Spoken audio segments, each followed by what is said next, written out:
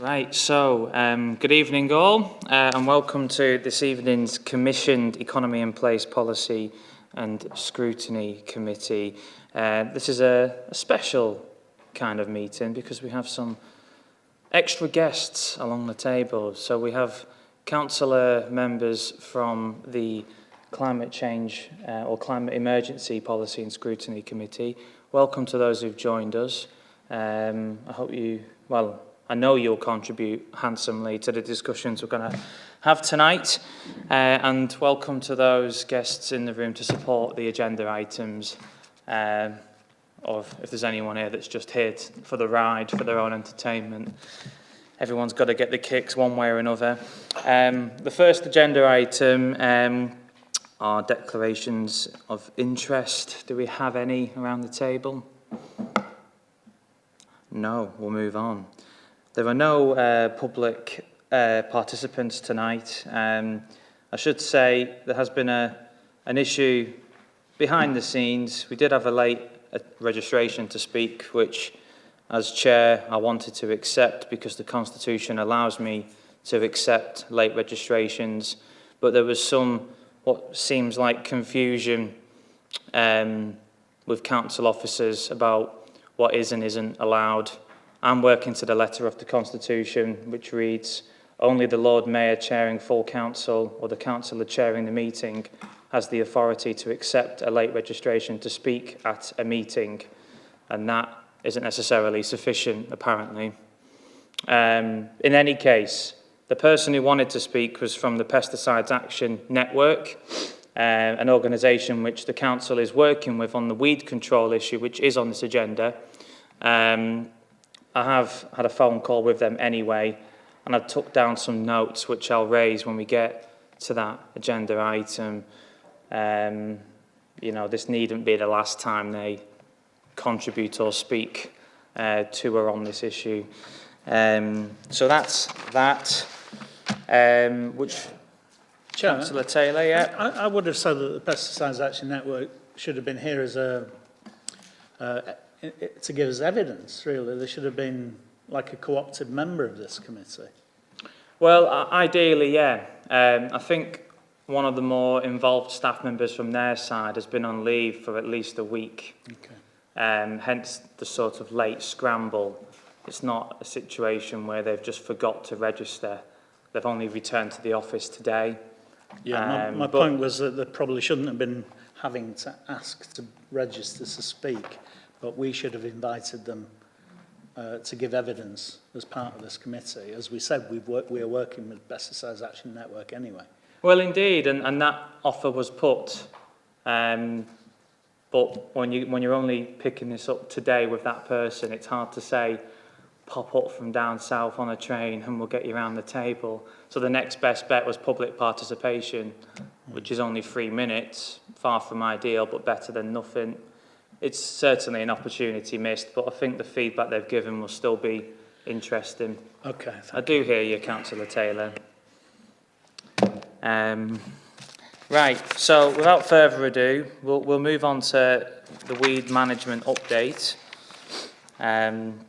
This is an item which both committees have taken an interest in, and residents across the city. I don't think we've ever looked at weed management this much in such a short space of time. The things we get involved in, eh? So if it's okay with those involved, I'd like to invite the relevant officers and executive member, Councillor Widdowson, to the table if they want to give a brief overview of what they've provided, and then we'll jump in with questions. And then after those questions, any recommendations, we'll try and agree as a committee. I should say as well, just for clarity, because this is technically an Economy and Place Policy and Scrutiny Committee, only those committee members can vote on recommendations to take forward or not. But I'm sure we'll actively listen to members from the Climate Emergency Committee with any ideas they might have. Cheers. Officers and executive member. Okay, thank you very much, Chair.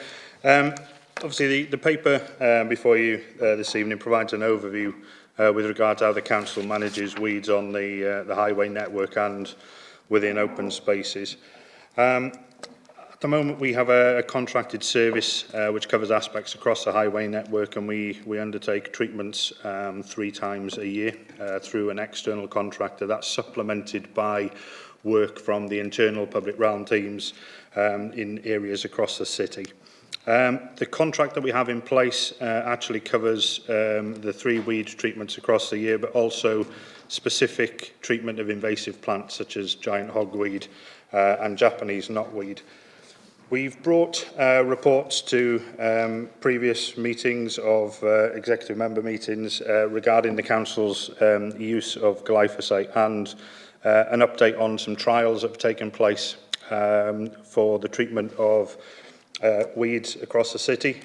We did a trial where we used an acetic acid and a non-acid acid. As part of trials in 2021, we had a further weed trial then in 2022 where members were given the option to nominate their wards to receive 1 less spray during the season and to have the public realm work replaced with a strim as opposed to a spray in those areas.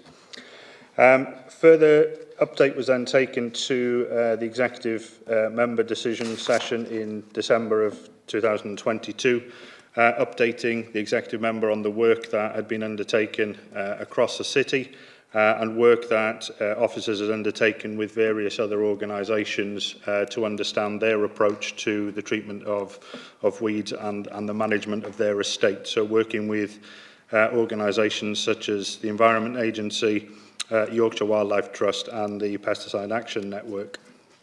Outlined in paragraph 14 of the report are the wards that participated within the weed pilot in 2022, including whether it was the whole ward or whether there were defined areas within the ward that had been put forward by members.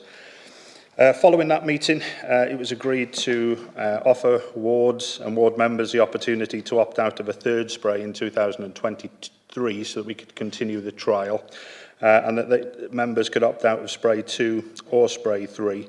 And a letter has been sent to all members asking for a response by the 24th of March of this year, so that we can obviously coordinate those responses, record them as an officer decision, and then obviously hold appropriate conversations with the contractor. In terms of some of the questions that were raised and advanced by the Chair, they're listed in sections 16 through to 21 of the section 22 of the report. And there are various appendices to the report as well, annexes, so they include reports that have gone previously to the executive member decision session, photographic evidence that's been captured by the service, and feedback from ward members in relation to the trial wards, and a detailed feedback from Councillor Vassy about the experiences within Weldrake. So they're attached in the report as annexes. I think the report covers everything else that's within the bounds of the meeting, but I'm more than happy to take any questions if there's anything that members want to ask. Thank you for that, Ben. If I may, before we get cracking, probably worth providing a little bit more context to the lay member of the public, because they might be thinking, why is weed control keeping coming back to council meetings? Now, the reason we're here is probably as a result of cross and non-party political activity, wanting glyphosate to be removed from this element of council service, and a commitment was made, I think it was in February 2022, during a related call-in of a decision session, that commitment would be made. So I'd like the committee to sort of frame its discussion on the basis that commitment has been given. If we start talking as if it hasn't been given, then I think we'll be wasting a lot of our time. So yeah, with that in mind, I'm happy to sort of welcome opening remarks, Councillor Taylor. Thank you, Chair. I'll pick up that specific point. So we have in Annex 1, point 5 on page 14, the commitment that was given on the 7th of February, that the Council will work with the partners such as DEFRA, Yorkshire Wildlife Trust and Pesticides Action Network to further explore, split infinitive, to explore further and evaluate alternative weed management approaches, and this is the bit I'm focusing on here, to enable the successful phasing out of glyphosate. Now, I appreciate we have a contract that's going to last a couple more years, and it may be something that has to wait until the end of that contract unless something can be negotiated with the provider of those services. But I do, I take on board the trials that we've made during this period, but where do you see us going in order to, with the trial information that you already have and whatever you're further planning to do, how do you see the final eradication of glyphosate from our streets? Because I do want to present you with this. This was The Guardian on Friday of last week. So it's very recent. It's some new research from the United States that was published in the Journal of National Cancer Institute, measuring glyphosate levels in the urine of farmers and other study participants. And it says that people exposed to the widely used weed-killing chemical glyphosate have biomarkers in their urine linked to the development of cancer and other diseases. Now, that's just one in quite a long line of research papers which have linked glyphosate with cancer. And I think we should all be working towards the eradication of glyphosate from the streets of York, as other councils are doing around the country. Great. Thanks very much, Councillor Taylor. I'll try and cover all the points off, but if I miss anything, please let me know. I think, firstly, it's about appraising what the various different options are with regards to weed treatment. We obviously have a commitment whereby we want to try and do everything we can in terms of our ambitions within the pollinator strategy. We have to balance that with obviously the management and maintenance of the highway and footpath infrastructure throughout the city. So that's part of the balancing act that we're trying to look at. In relation to different options that are available, obviously we've undertaken the trial of the two acids, which proved to be unsuccessful. Obviously, we're looking currently about the reduction of glyphosate and then obviously working with various partners to understand what they're using in relation to the treatment of their estates. I think it's fair to say that the Environment Agency and the Yorkshire Wildlife Trust, their estates are quite different to ours in nature, but both organisations use glyphosate and continue to use glyphosate and don't have any immediate plans to make changes in those areas.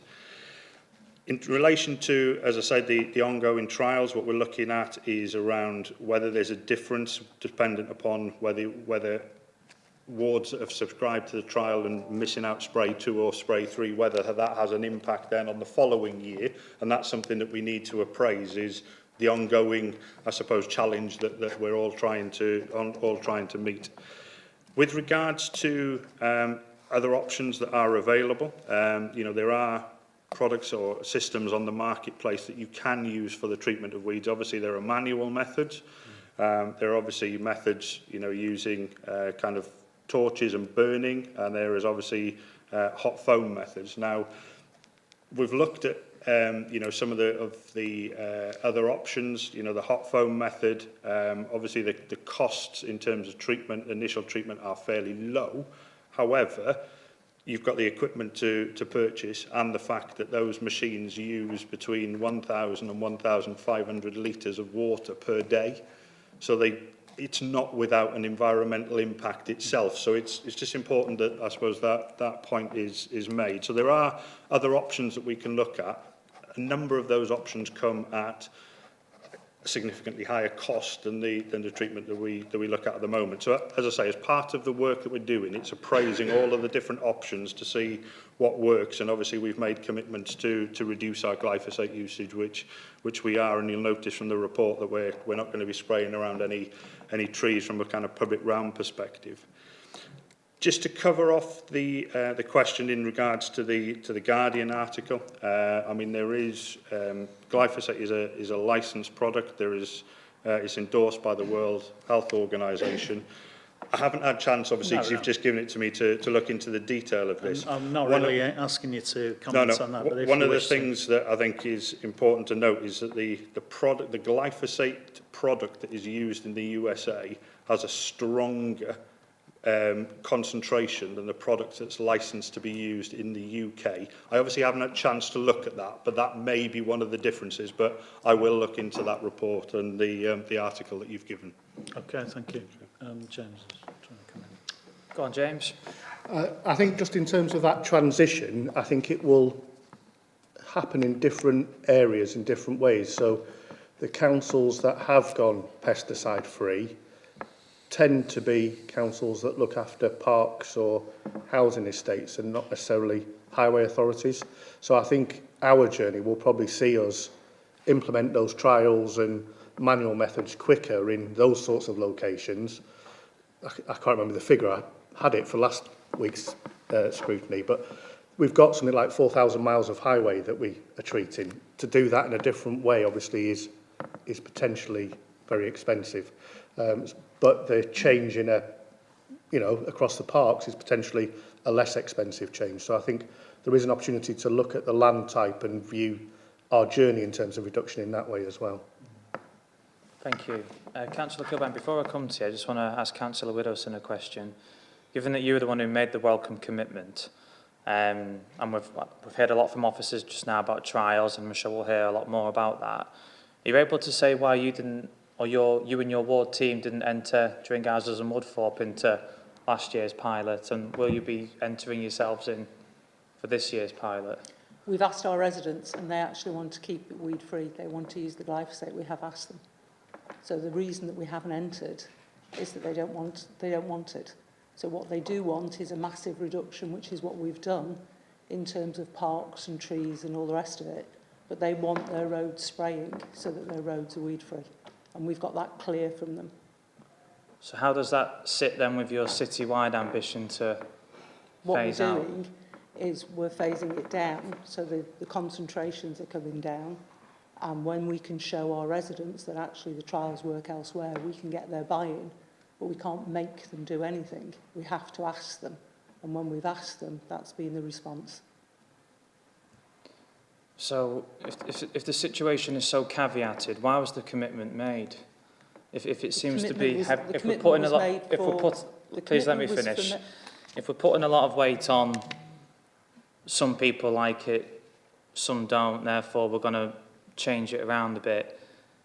I think that's really difficult to position that next to a citywide commitment, especially if the first step in trying to bring that commitment about is to have quite a strict conversation about whether an area has 2 sprays or 3 sprays. And within these trials or experiments that we're doing across the city, there's nothing more, there's nothing different in the way of alternative methods or more holistic approaches. It's just 2 sprays or 3 sprays. I can't see how we're going to get to this end point without doing a bit more aggressively, if this is what we want. The trials across the city do use strimmers in certain places and are using some manual reduction in some places. Within Dringhouses and Woodthorpe, when we asked our residents, they didn't want to participate in the trial. They wanted to see what was happening elsewhere because they wanted the weeds reduced. And in their estimation, the weeds are best controlled by the control that is currently happening. So we do have trials going on across the city. We have also dropped significant use within parks and within highways. So therefore, as we see the results go through, we will be able to say to our residents, there is no need to be concerned, it is happening and it's fine. But we can't make them take, we talk to our residents and we make sure that they buy in. We're not there to instruct them. Of course, and I think I'd hope that those who have entered the pilot have done similar, but I just think the logical end point of that approach is quite unusual. And there's also an important point to raise, which I hope this discussion deals with, in that there's a difference between less control and different control. And I think it's important that those two things aren't blurred as a means to slow progress. Councillor Kilbane? Can I just Of course add you something? can, yeah. We've also had feedback from different wards where they have taken part in the trial, where different residents have been in touch with me and said that they had no conversations about it and they were entered into the pilot without their knowledge, and they were quite cross about it because the weeds grew. So there are different opinions from different residents, and what we're trying to do is make sure that the different opinions are taken into account depending what your residents are feeding back as a ward council. Well, indeed, and interestingly, to further on my last point, in Holgate Ward, we kept certain areas out on the basis that the current or default service level isn't sufficient. So the Lehman Road area would be one. That whole estate's about 1,500 properties there. Mm-hmm. We've kept them on freeze sprays because there's a lot of residents living around there who'll say, even freeze sprays isn't enough. Now, that's not to say let's stick with glyphosate. It's to reinforce the point that if we stick in this sort of 2 sprays or 3 sprays mindset, we're not going to get anywhere with this question, because less control is different. It's a different question to different control or a different answer. Anyway, Councillor Kilbane. Very interesting. Thanks, Chair. I've just got a couple of questions about the report, Ben, if that's okay, just for clarification. So the trials with the acetic and non-anoic acids, are they the ones that were undertaken at Hazel Court, or did we take them any more extensively than that? We took them out into the community and we took them into Hazel Court. There was an error made on one of the second sprays with a non-acetic acid. So then we did a fresh trial within Hazel Court. Those pictures were included within the January 2022 report. But yes, we tried them both in the community and at Hazel Court. Which part of the community did we try them in? I thought it might have been Bishop Hill. Sorry, I can't remember. Okay, no, you can get back to us on that. Did we trial hot foam? No, we haven't done any trials of the hot foam. We've spoken to various other authorities that have used it. There is someone now working for the City of York Council that's used that system within North Yorkshire. So we've engaged with other authorities and using that expertise, but we haven't actually physically tried it ourselves. What are they saying about it? In relation to the gentleman from North Yorkshire, very kind of mixed results in relation to its usage. Predominantly the fact that it's applied at over 60 degrees C, so it becomes a 2-person operation. Obviously, because you have to have a second person there, because of obviously the temperature that you're spraying at.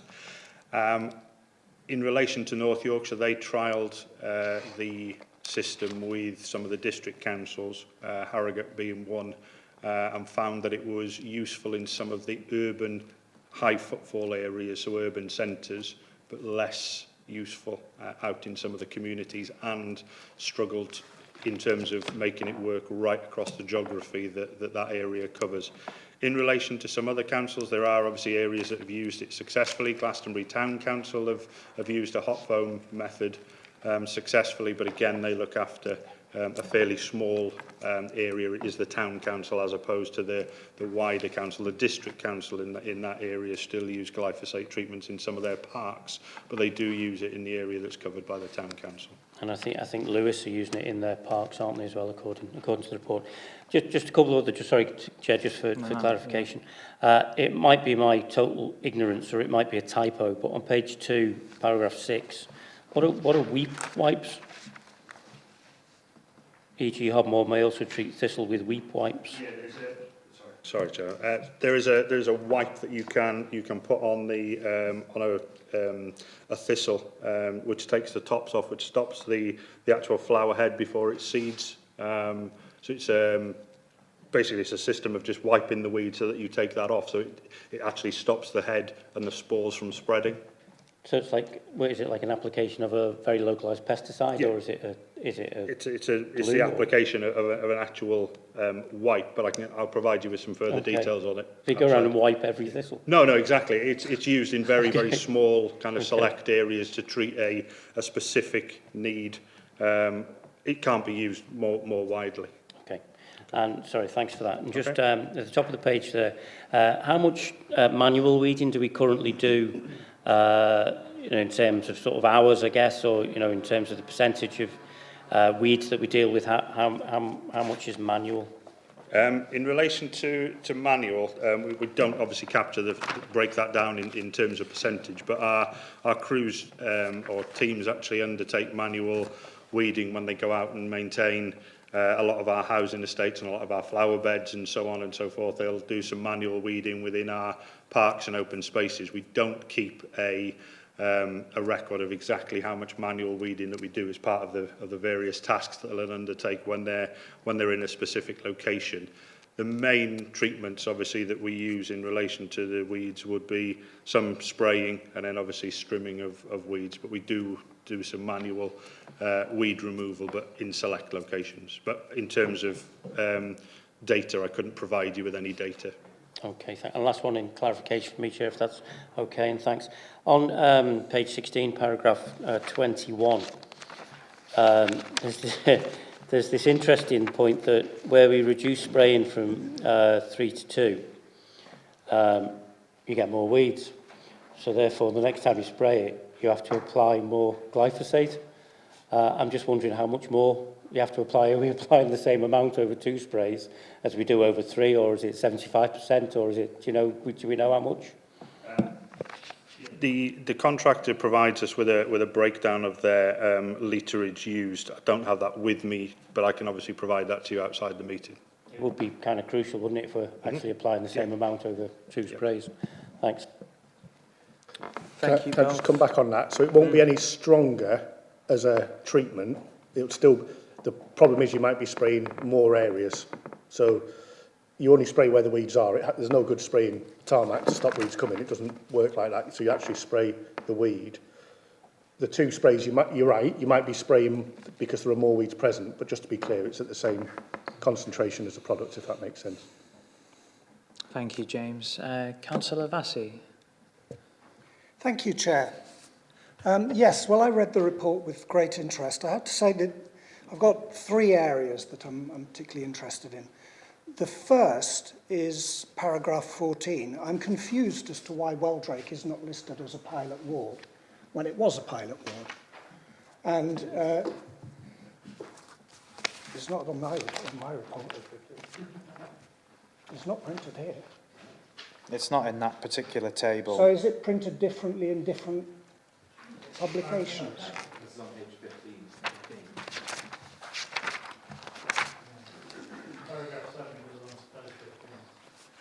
So it's in one table. Oh, we've got not 2 another. versions of this list. Okay, well that partially answers it, thank you.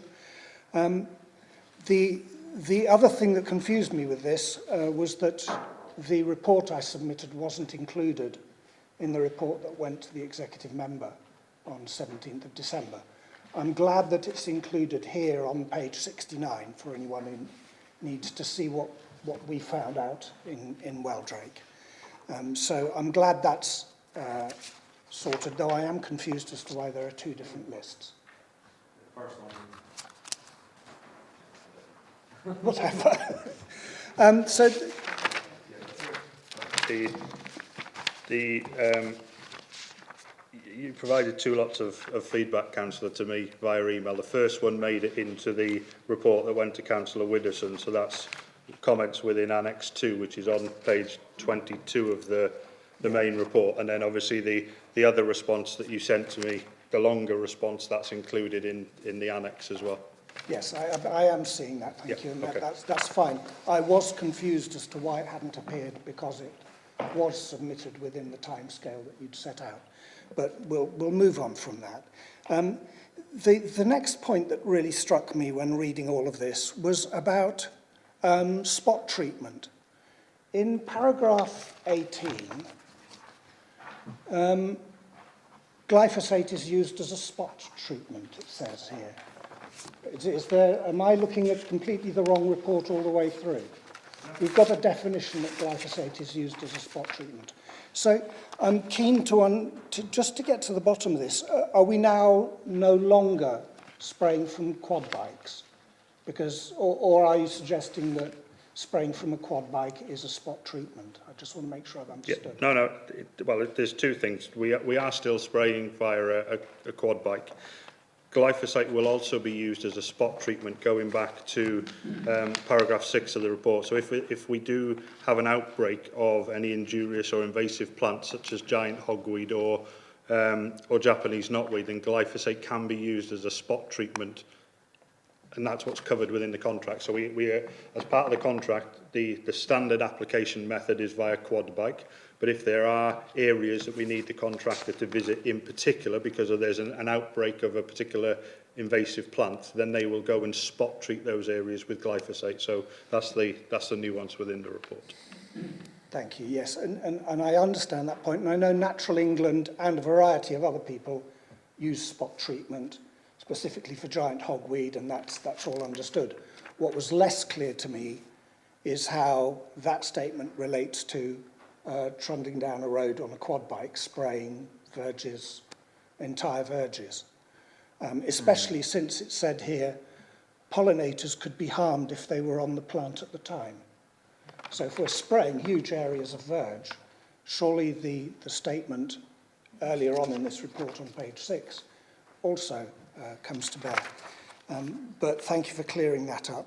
The third area that concerns me particularly from looking through this is the way in which the whole business of sweeping and brush treatments of curbs is glossed over without much reference. We quickly go to putting vinegar on things, and we've got glyphosate on things. What we don't seem to do is look at what PAN, the Pesticide Action Network, says is the single best way of reducing weeds, which is to properly sweep the road at the beginning of the season to remove leaf litter and other organic detritus.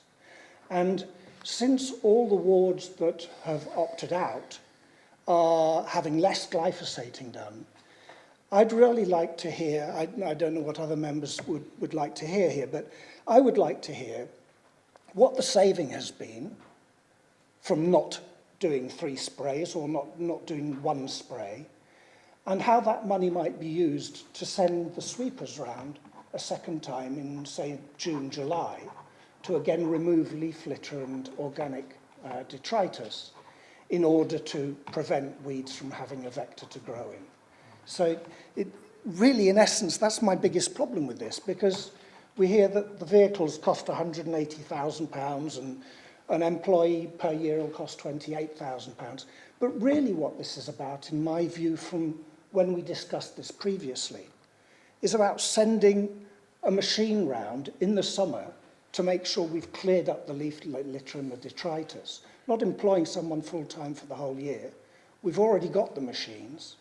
There are curbside machines for dealing with tactile curbs that cost just £10,000 and not £100,000. So I just want to get a clearer sense of how we're engaging with the mechanical prevention of weeds growing. Thank you. Sorry, Chair. I went No, it's fine. It's all good stuff. Don't worry. Okay. Yeah, thanks for that. So across the city, we have, I suppose, 6 sweepers of different size. So we've got 2 large road sweepers, 2 medium-sized path sweepers and 2 articulated mini sweepers. The 2 articulated mini sweepers focus on the city centre, so the area within the bar walls. The remaining city then is obviously divided up, and roads are swept on different frequencies dependent upon on how busy those roads are and the level of detritus that builds up. we are obviously entirely committed to making sure that we sweep as many roads and as frequently as we can, and that's one of the pieces of work that we're currently looking at within the service as part of a restructure that I've recently done. And one of the key tasks that the new operations manager that hopefully we'll appoint when we interview tomorrow will be tasked with looking at. In terms of our sweeping, then all of that is listed on the council's website in relation to the kind of frequencies of the mechanical sweeping. As I say, I'm not hiding anything, or not meaning to hide anything away in the report. It was one of the questions that was posed by the chair, so it was set in there around, you know, the costs that we do have, or the costs that the vehicles actually are in terms of us purchasing for the service. In relation to the contract, the contract we have for the weed spraying costs just under £50,000 per year. And then that obviously covers the up to 3 sprays in each of the, across the city, then plus obviously the various spot treatments. So we have saved a small amount of money, but as I say, it is on a very small sum in the first place. So we're not talking a large pot of money for that particular contract. Thank you. Can I respond, Chair? Sure. Just so that all members are aware of this, in my report, I took photographs. I went round with a mechanical device and just removed weeds from the curb in July from 2 locations in Elvington, which is one of the villages that opted out of weed control of glyphosate altogether. And it took a matter of moments, just with a hand tool, to cut all the weeds back. My intuition, having gone through that and spoken with residents about what they thought and so on and so forth, was that it seems to me those big trucks that you've got with the stiff brushes that go along the curb would do a better job than I've done here and effectively remove all those weeds. We know that we're never going to get rid of weeds. The issue is surely, do we want to try and get rid of them in a way that offers least possible harm to pollinators, or do we just want to carry on doing the same thing, regardless of the fact that there are mechanical treatments that don't involve an idiot like me going around by hand doing it, but simply involves sending a truck down all the curbs. I wanted to make sure you're all aware of that, and I'd like to just have an idea from you, Ben, if I might, whether you think that such an approach, if the funding was available, would have the kind of impact on reducing weeds and controlling weeds that we're aspiring to see in our pollinator strategy and in our statement that we want to reduce glyphosates. I mean, with regards to the sweeping that you've talked about, that already takes place. So our mechanical sweepers do go to all streets across the city and undertake sweeping activities. Obviously, that will be limited in areas, you know, where they can't get in because of parked cars or whatever it may be. But obviously, we coordinate works when highways have got their gully cleansing programme on, so when they're implementing local road closures, and our teams will go in and sweep those streets. You know, we're fully aware that obviously the less detritus that exists within the curb line, then obviously the less chance there is for weeds to grow. The challenge is obviously maintaining that across, you know, a city the size of York and the highway network that we've got to maintain. All the various activities like, you know, gritting that's happening now does lead to a build-up of detritus. So you know, in one sense we are, you know, keeping our roads safe and open for members of the public, but that does then obviously present us with a challenge in relation to cleansing, you know, clearing leaf fall, etc., etc. So we have an extensive programme already in place across the city. I don't know if James wants to add anything. I was just going to say, I think those machines are pretty well used most of the time at the moment. So to a certain extent, it's a matter of political choice about where you spend money, as is ever the case. So you could do more mechanical sweeping, absolutely, but I don't think it's for the sake of using a machine we've got or the people we've got. It would be about stopping them doing something to do something else or putting additional resource in. So it is, you know, without sort of passing it back to you, it is to a certain extent a matter of political choice about where you choose to spend money. Thank you. I've got Councillor Hook and then Councillor Kilbane. Thank you, Chair. A couple of things. I'm guilty of two things, actually. One is not consulting with my residents. I did talk to the parish councils, and that's why Skelton was excluded, but I didn't talk to anyone else in my ward. But I just firmly believe that you've got to reduce the use of pesticides because they're horrible and we don't see as many bees and other insects like used to be on my windscreen a lot of the time when I used to speed a bit. So that was one thing. Another thing I'm guilty of is I didn't give any feedback. And one of the reasons why I didn't give any feedback is because I never found out when my ward was being sprayed and where. And it's such a big ward that unless you had clear thing like someone saying, next week we're going to go and spray Askham Richard, and then I would go to Askham Richard shortly afterwards and see what the effect was, I couldn't give the feedback because I never got that information. So it's a bit of communication would have been absolutely wonderful. And then I could have spoken to my residents or the parish council in Askham Richard and said, it was sprayed 2 weeks ago. Has anyone been complaining, or do they think it's good, or is everyone saying, oh, wonderful, we're getting more bees? You know, so that would be very, very useful. And the big problem in my ward, and probably lots of others, is that there seems to be far more. It's almost like you've got to where your well is to walk around the streets now, and people are slipping, and I've slipped, because there are so many leaves and mulch, both on the footpaths, on the highways, and the gutters are so thick that I'm surprised the drains aren't all blocked, because you see it. I was walking somewhere the other day, and it was just solid mud all down the gutters, which is going to end up down the drains and probably block them. So, you know, you'll get the drain people out, which...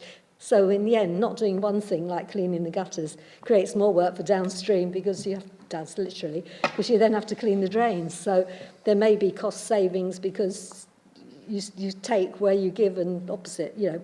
So that was the thing. And the other thing in the report, it mentions Ghent, which similar size to Poppleton. It's historical. It's got cobbled streets and all sorts of things, just like us and the river, because I've been there.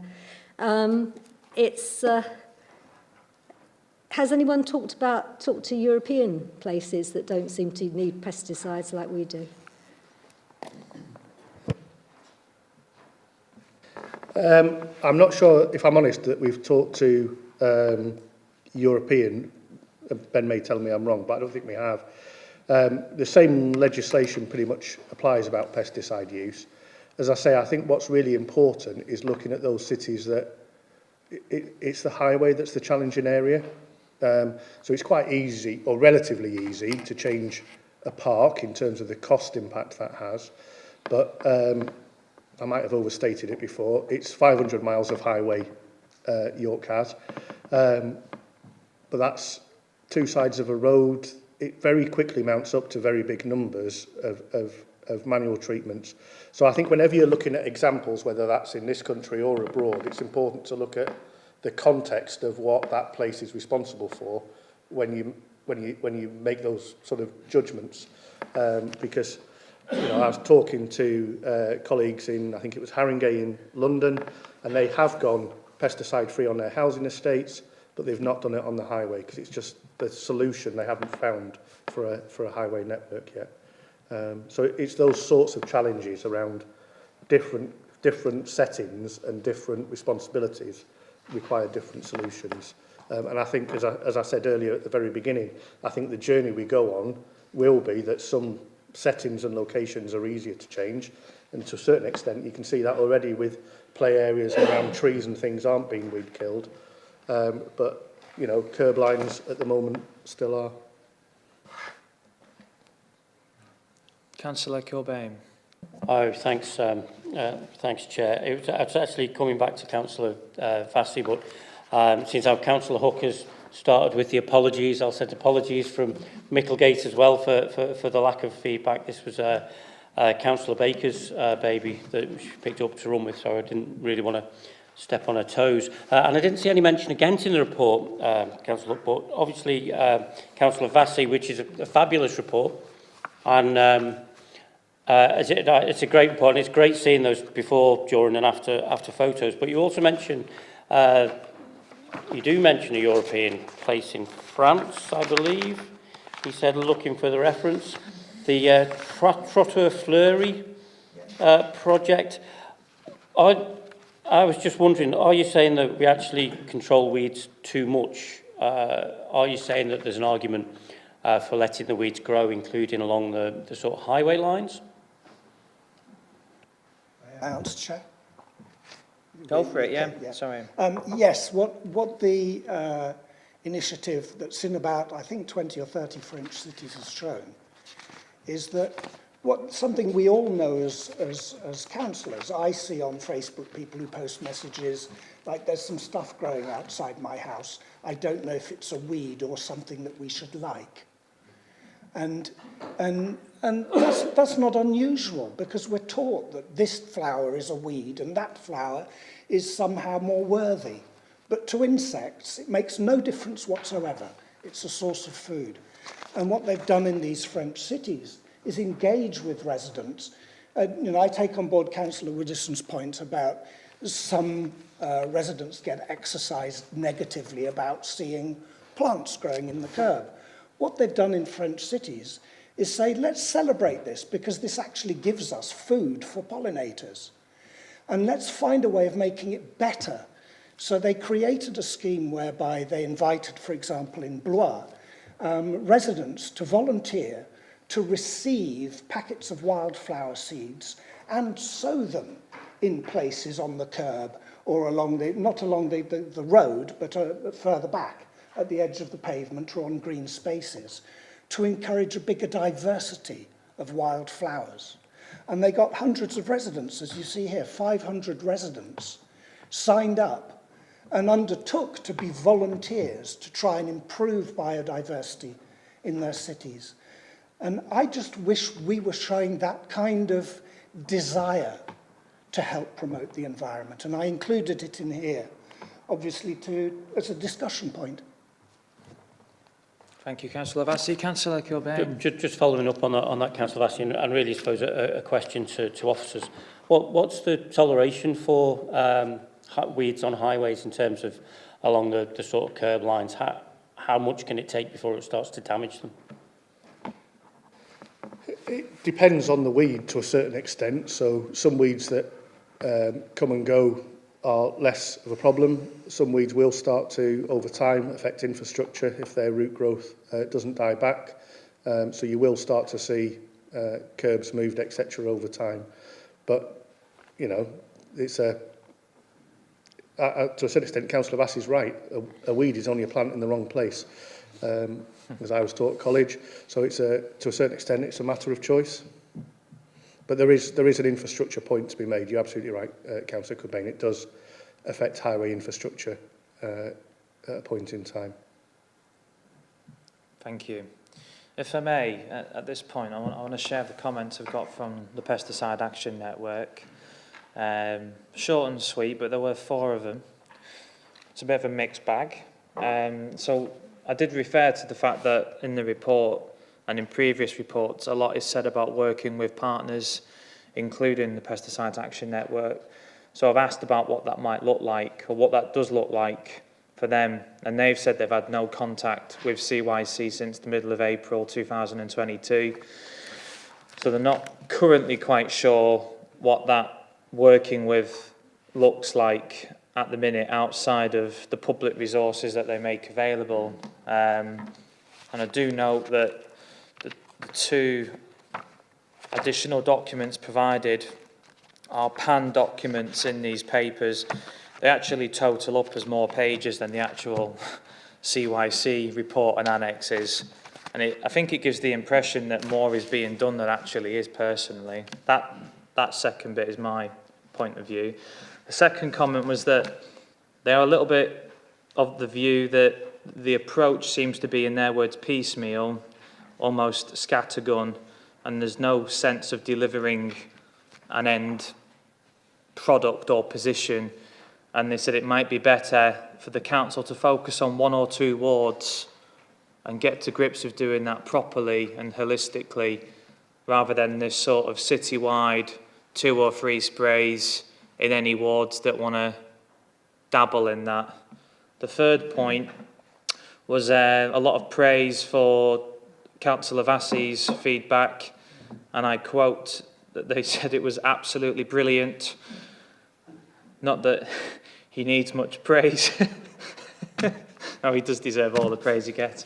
They said it's a really good potential template for other wards and the city to use, and lots of stuff in there to think about and potentially implement. So credit to you there, Councillor Vassey. And lastly, already touched on this, said if they want to make this pilot work over this coming season, they need to be out clearing gutters and pavements and cracks and curbs now, but we have talked about that. So that's feedback from the Pesticides Action Network. Now, there are many other voices out there on this issue, but they are a fairly handy stakeholder to have if we want to proceed with this, I think what we've called a journey in these papers. That's a long spiel from me, but I do want to end, well not end, I've got a question. There is a reference to the next time the contract comes up, I think it's section 12 of the report, paragraph 12, section D of point 12, yeah. The procurement process for the new external contract will clarify that the council is on a journey to phase out glyphosate. I guess I've got 2 concerns with that. One is, I don't know if it's premature to assume that there will be another external contract in 2024, but the other one is, if we do have another external contract, what do we mean when we say that it will clarify that the council is on this journey? Because if it's not got any teeth, they'll probably say, well, good luck with your journey. Here's our offer for more of the same. So for that clarification to have meaning, it needs things attached to it if we were to have another external contract.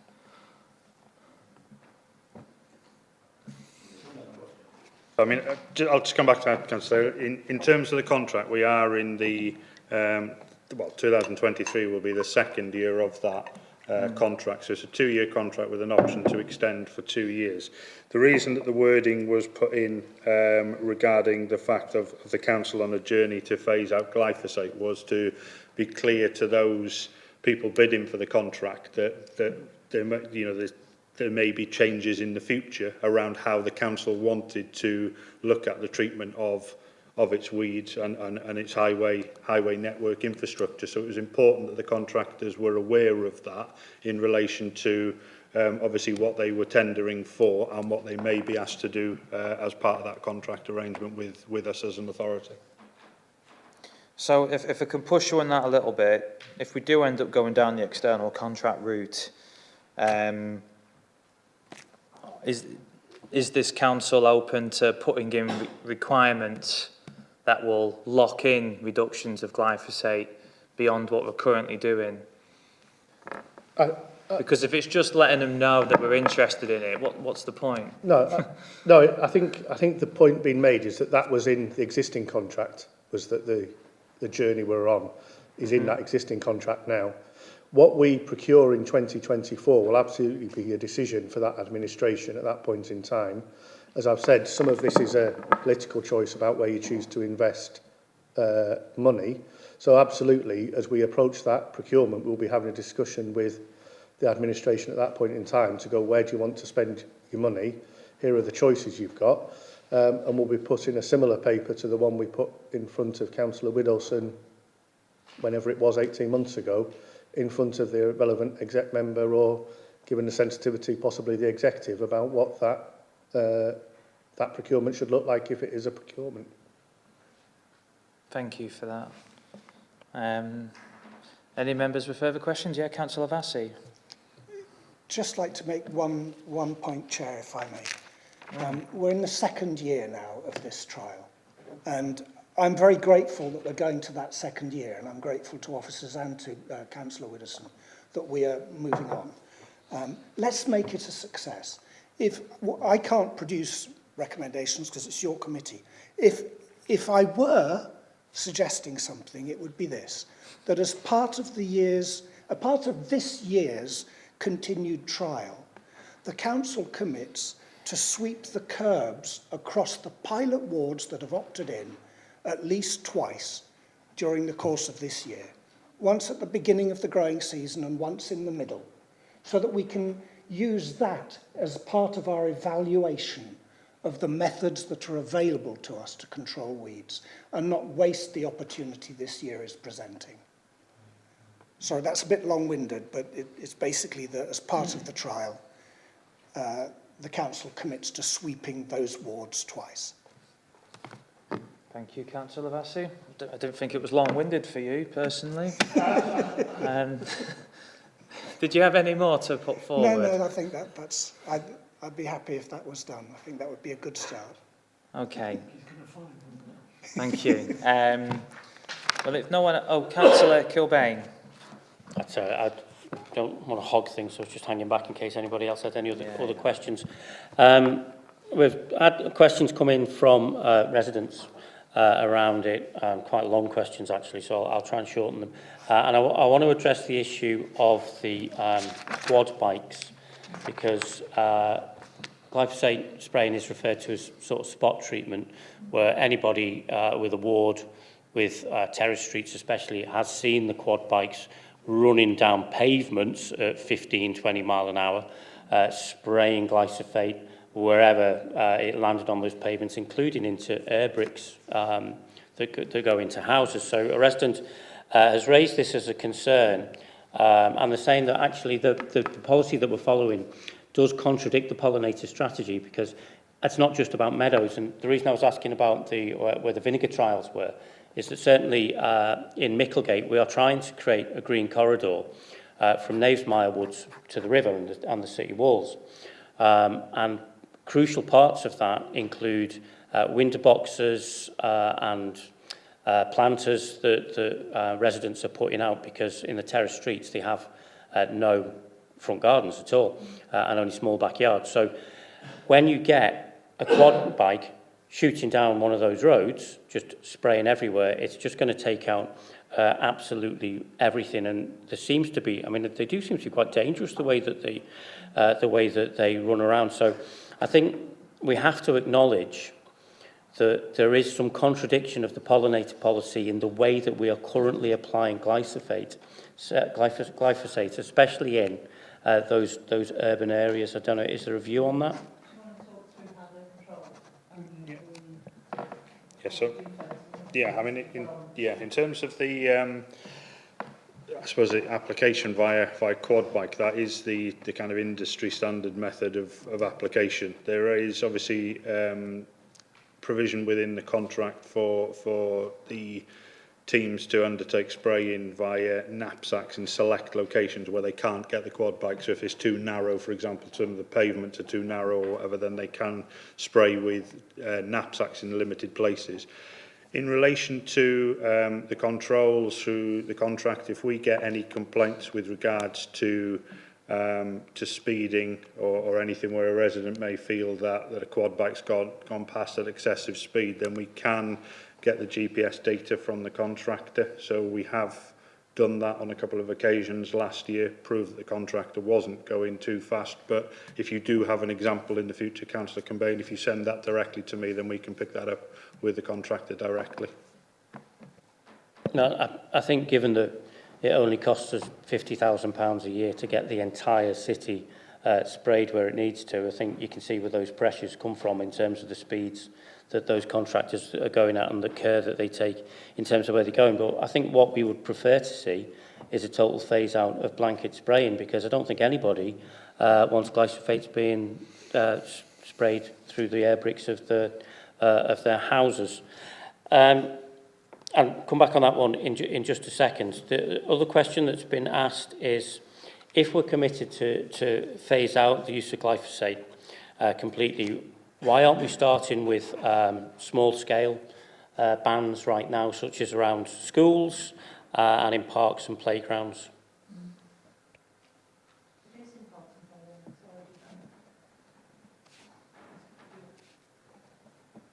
Yeah, just to clarify, certainly it's not sprayed in playgrounds. I think the only place it might be sprayed in playgrounds is under the fence line. So we don't use it in playgrounds at all. I think is there any use in parks? Limited use in parks, yeah. How about schools?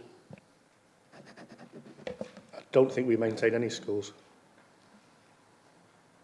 You'll have schools in an area where glyphosate's being sprayed. Oh, we'll potentially spray the highway outside schools.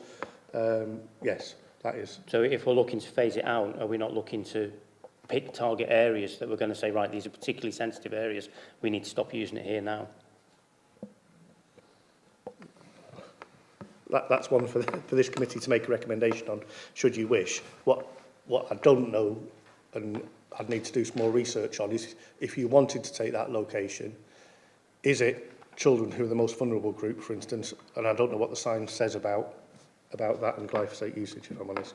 So if that's a route you wanted to take, you can obviously make it as a recommendation to the executive, but we probably want to do some work in advising the executive member on that, about who are the most sensitive people. If there's any research out there on that, I think that'd be potentially useful to guide that decision.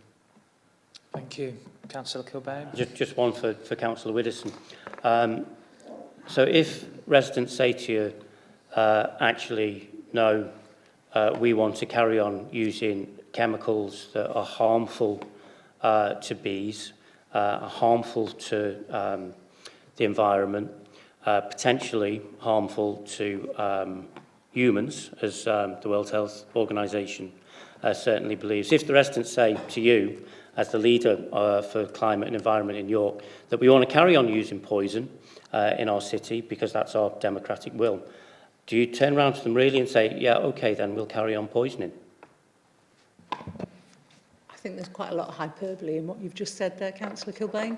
The World Health Organization in September 22 said there was very little impact, if any, that you could prove against human health. What we're looking to do is use it in the right place, in the right way for everybody, whether it's for the bees or whether it's all the way through, all the way through for our residents, and also looking at the highways. So what we're looking at doing in this trial, and I think the trial is extremely effective, the results from Councillor Vassey's area are really good. The results that the team have come up with in the variety of different ways that we're trying to control the weeds and therefore minimise any damage to our infrastructure are all being taken into account. And once we have the results from those, we have an evidence base on what it is we can do, and also an evidence base on what we can afford. So I think all of that will be taken into account. We're running a second year of it because we've seen some really good results, but we're not sure how you roll it out across the piece. And a final one for you, Councillor Widdowson. If the council is so committed to phasing out its use, why won't you put a timescale on it? Because we haven't got the entire evidence at the moment, but we are trying to do it as fast as possible. We've already reduced the amount that we're using, and we'll continue to reduce the amount we're using, taking into account the evidence that we've got from other places. What we don't wish to do is what happened in the Isle of Wight, which is they phased it out completely, and then they put it all back in again because they had no way of controlling the weeds and the damage they were causing. I think it's worth saying on that, for a lot of other policy areas, if a politician makes a commitment without sort of knowing what that will involve, they would be ridiculed. So if a politician said, we'll build 100% affordable housing on all land, whether it's private or publicly owned, but then said, we'll work out the details later on, they wouldn't get too much sympathy for that when once challenged. And I feel like that we're in an awkward position on this issue where we've made this commitment, or the executive members made this commitment, and we're sort of working out what to do from then. It's just awkward and a bit frustrating. Councillor Dave Taylor. Thank you, Chair. Firstly, I'd like to say I appreciate we have nailed some of the low-hanging fruit here, like removing glyphosate spraying from parks and things. And I do think, as Christian said, and I think you said yourself, Chair, there is a need for some re-education about wildflower growth, and I think maybe we could all engage in that better and work with our friends in the environmental bodies that have been mentioned, and the Pesticide Actions Network in particular, to present that more better to the public, so that they understand that weeds are not necessarily something that we have to destroy on site. Chair, are we taking recommendations? Are we going to make some recommendations tonight? I hope so, Councillor Taylor. Okay. Do you have any? I've always thought that removing the detritus, as Christian has said at some length and with rather wonderful pictures, is the solution to this. And I keep promising to send Ben photographs of piles of detritus where weeds are growing in my own ward, and I failed to do that. So I will recommit to doing that. But it was suggested, as Christian said earlier on, it was suggested that maybe as a further trial, we reduce the spraying of glyphosate in some wards to 0 and replace some of that with increased sweeping, increased mechanical weed management as a trial which would more fundamentally explore the possibility of moving away from glyphosate completely. And I'll look at my former colleague and continuing colleague in Fishergate Ward to see whether he would appreciate that if I was to put forward Fishergate Ward as a potential trial area in the city. James, fire away. Just to come back on that, I think the only caveat I would say, and this is where the sort of economics of it need to be understood, 50k across 22 wards is 2 and a bit thousand. It's not going to buy you an awful lot in return. So whilst I'm I think in principle, yes, but I don't think the council can do it all without more money, is the reality. You know, £2,000 isn't going to buy you an awful lot of sweeper time or staff time. So just being realistic about that. Whilst I'm more than happy, if people want to trial it, you know, I will make it happen, but I need to be realistic about how much resource that is going to free up. When Ben alluded to the fact that the savings were small from the trials, part of the reason for that is the more complicated we make the weed treatment, the more management that is needed. So the contractor, when he knows he's spraying every road, quite easy, sends a team out.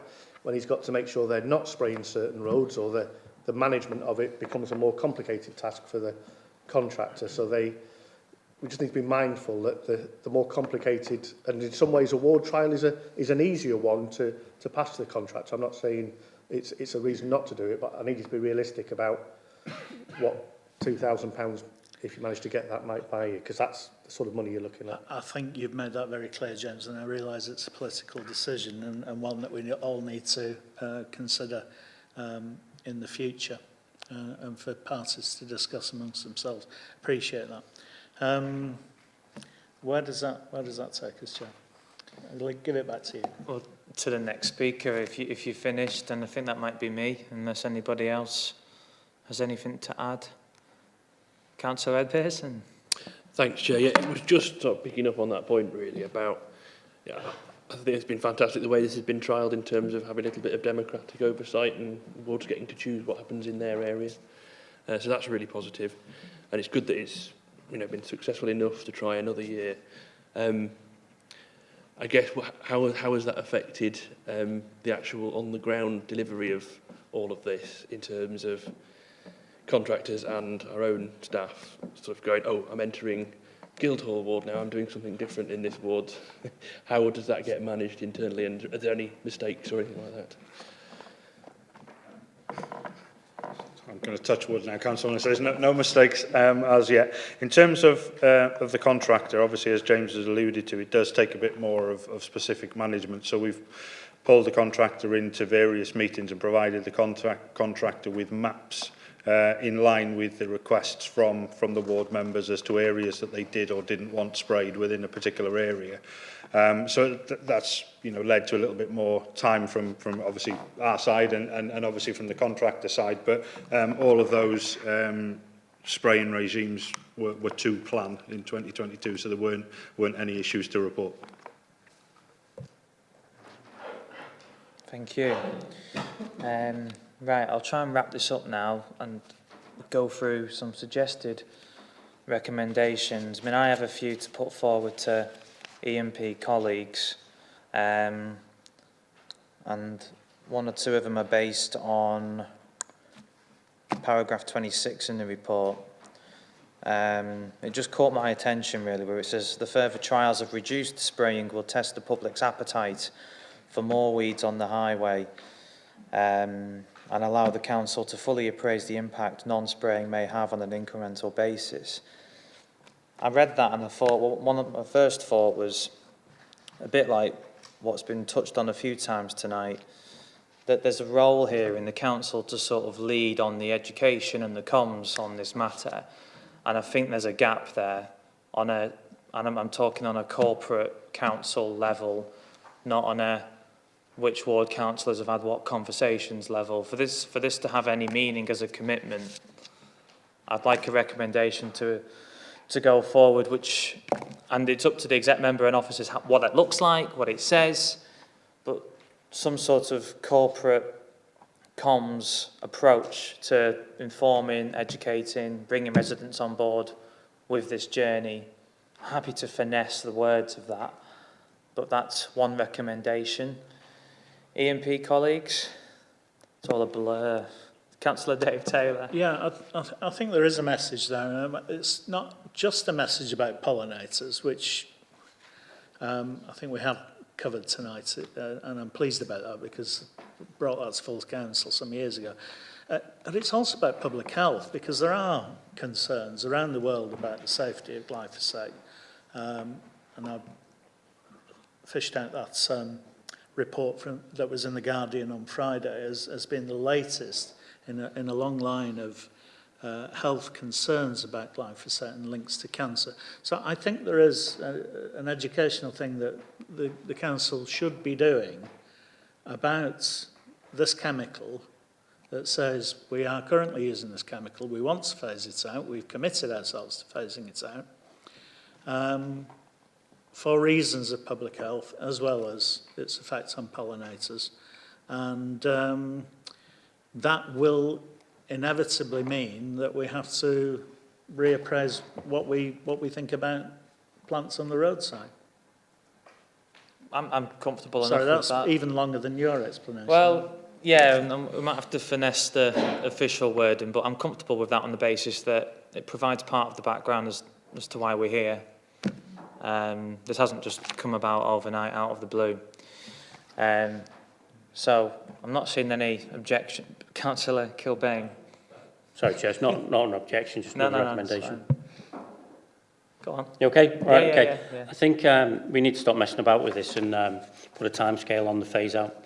I saw that Lewis got a really well worked out plan in here of 3 years to phase it out. York is slightly more complicated area than Lewis, so we might want to go a little bit longer than that. But unless we put a timescale on it and unless we start to measure things, it's just not going to happen. We're just going to end up with this slippage that we've already seen.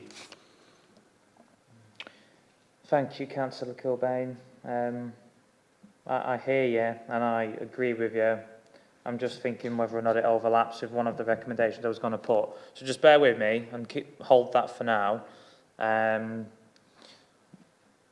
If I may finish where I started before. So when I read that section 26, the other thought that I had was the commitment was never to have more weeds across the city. The commitment was to phase out the use of glyphosate.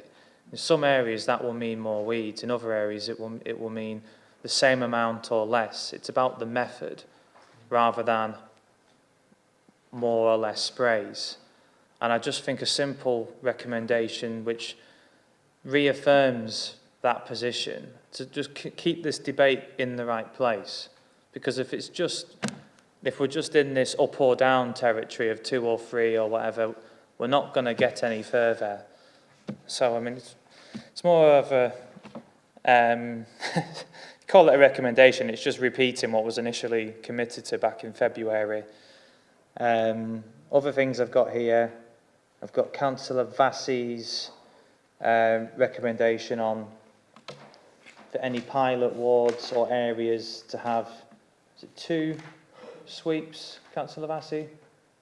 At least, but yes, 2 would do. One at the beginning of the growing season, one in the middle of the season to remove the weeds and detritus that accumulate. Now, there'll probably be resource implications there, but I'm happy for that to be put forward.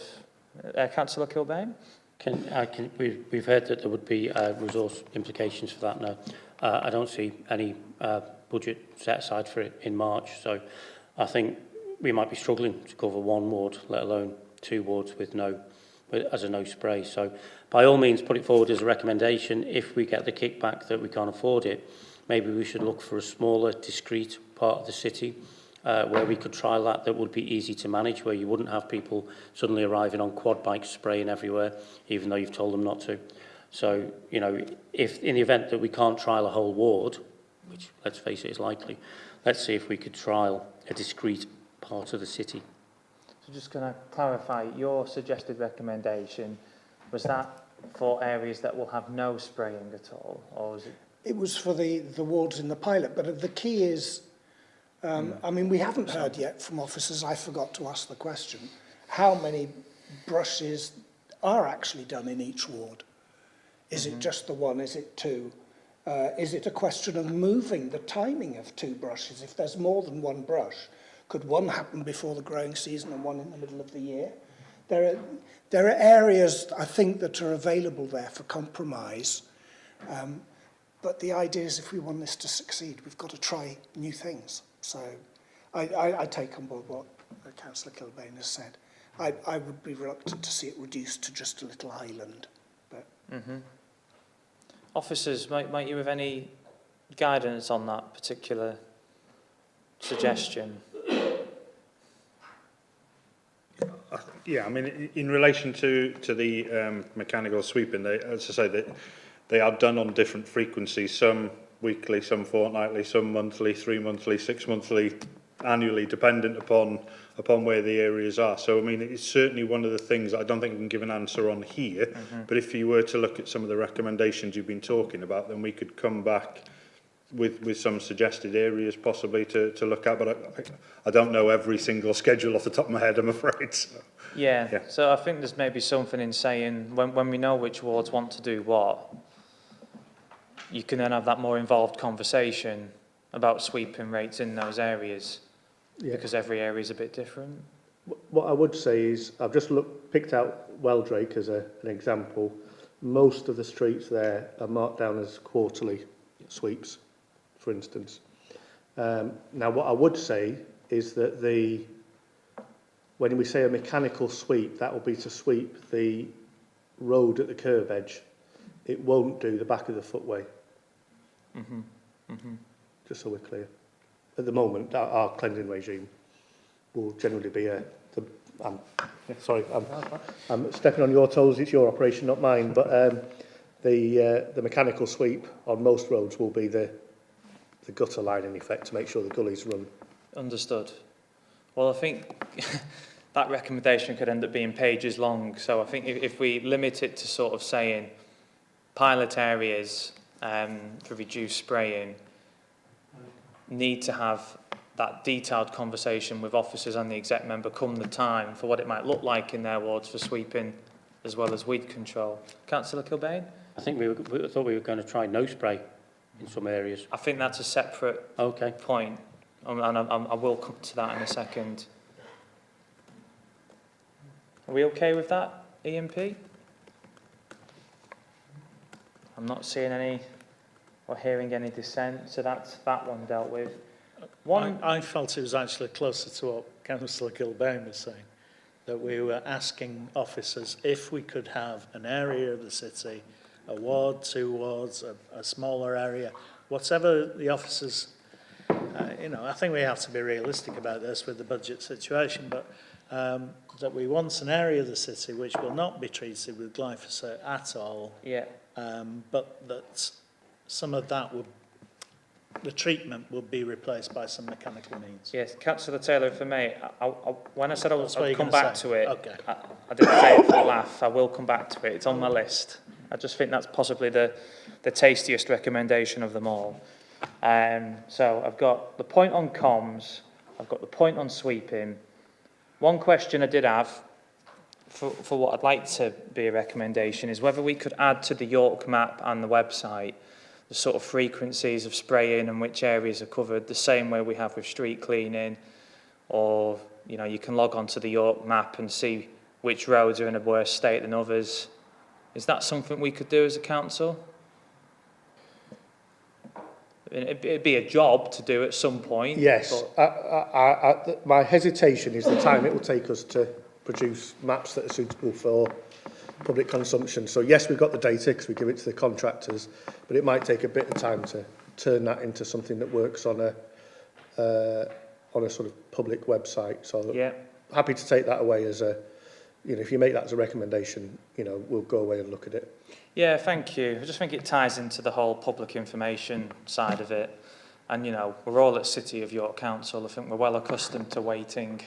We're quite well trained in waiting, I think, with respect to everybody.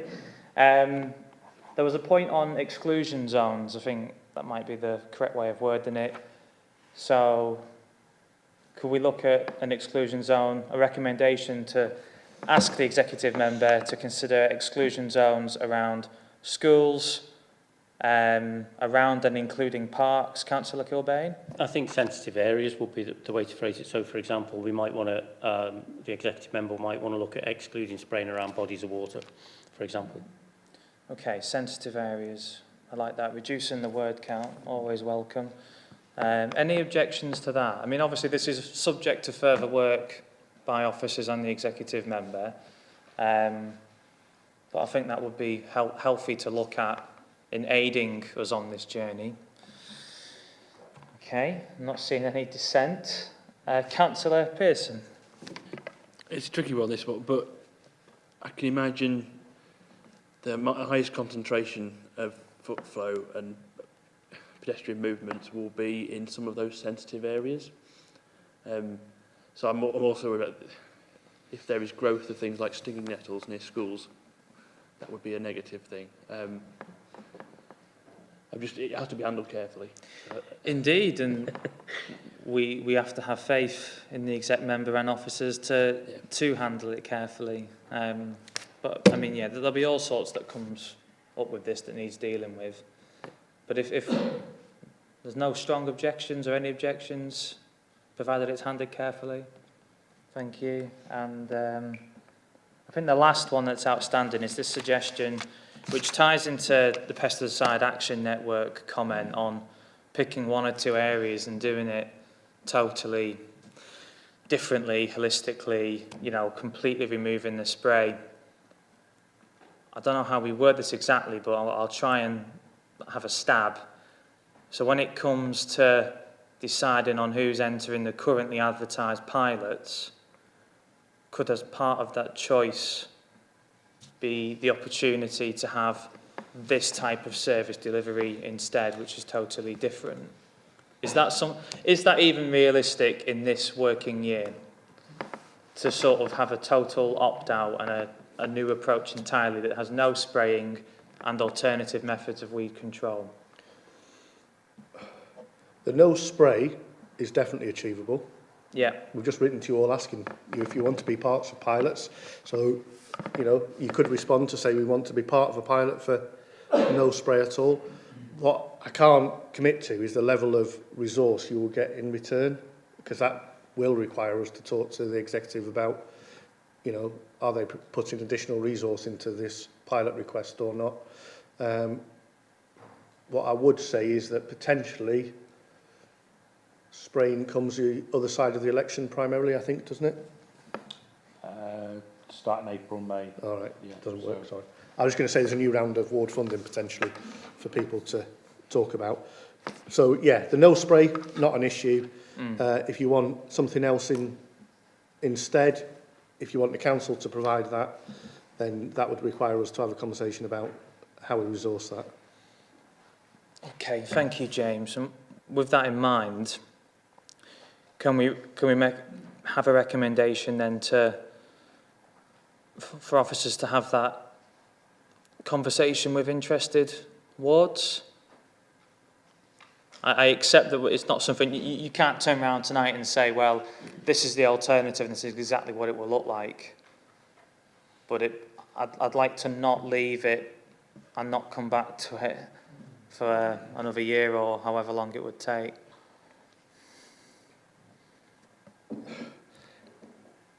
As I say, I can write to wards and say, are you prepared to be part of the no spray at all trial? I think get a decision now in the budget process to say this is what it's going to look like. I can't. That's going to need political input. I can't give you an answer to that, I'm afraid. Okay. Councillor Widdowson, is it something that you might at least be able to try and look into? I can look into it, but it does have budget implications. Yeah. So we would need to say what we don't do elsewhere. Yeah. Okay. So we can look into it, and the political decision across the council would be which part of the budget do you not deliver? And you know the constraints within the budget at the moment because they've all been published. Therefore, there would be issues. There would be decisions to be made. So I can't commit one way or the other except to look at it. Okay. I think given the time of year we're in, I think that's fair enough, really. So we can finesse the wording, Angela. But there is the opportunity for a total opt-out of spraying and the need for a more detailed and sensitive conversation about what a total absence of spraying would be replaced with any interested wards. So you're doing a fine job there, trying to keep up.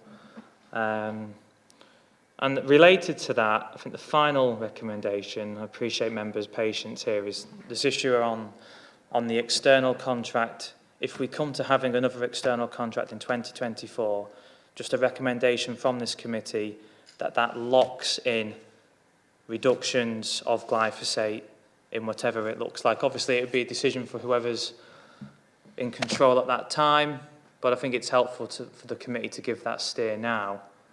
So then when we come to looking back on it, we can say, well, we're in this position for a reason, rather than just clarifying. 6, yeah, blimey. Thank you.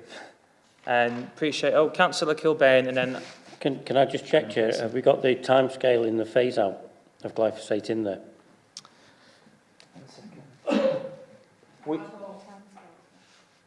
Councillor Widdowson? I've got a whole load of recommendations down here, and timescale was on one of them. Yeah. Okay. I mean, I think for any contract situation, it would surely have to be.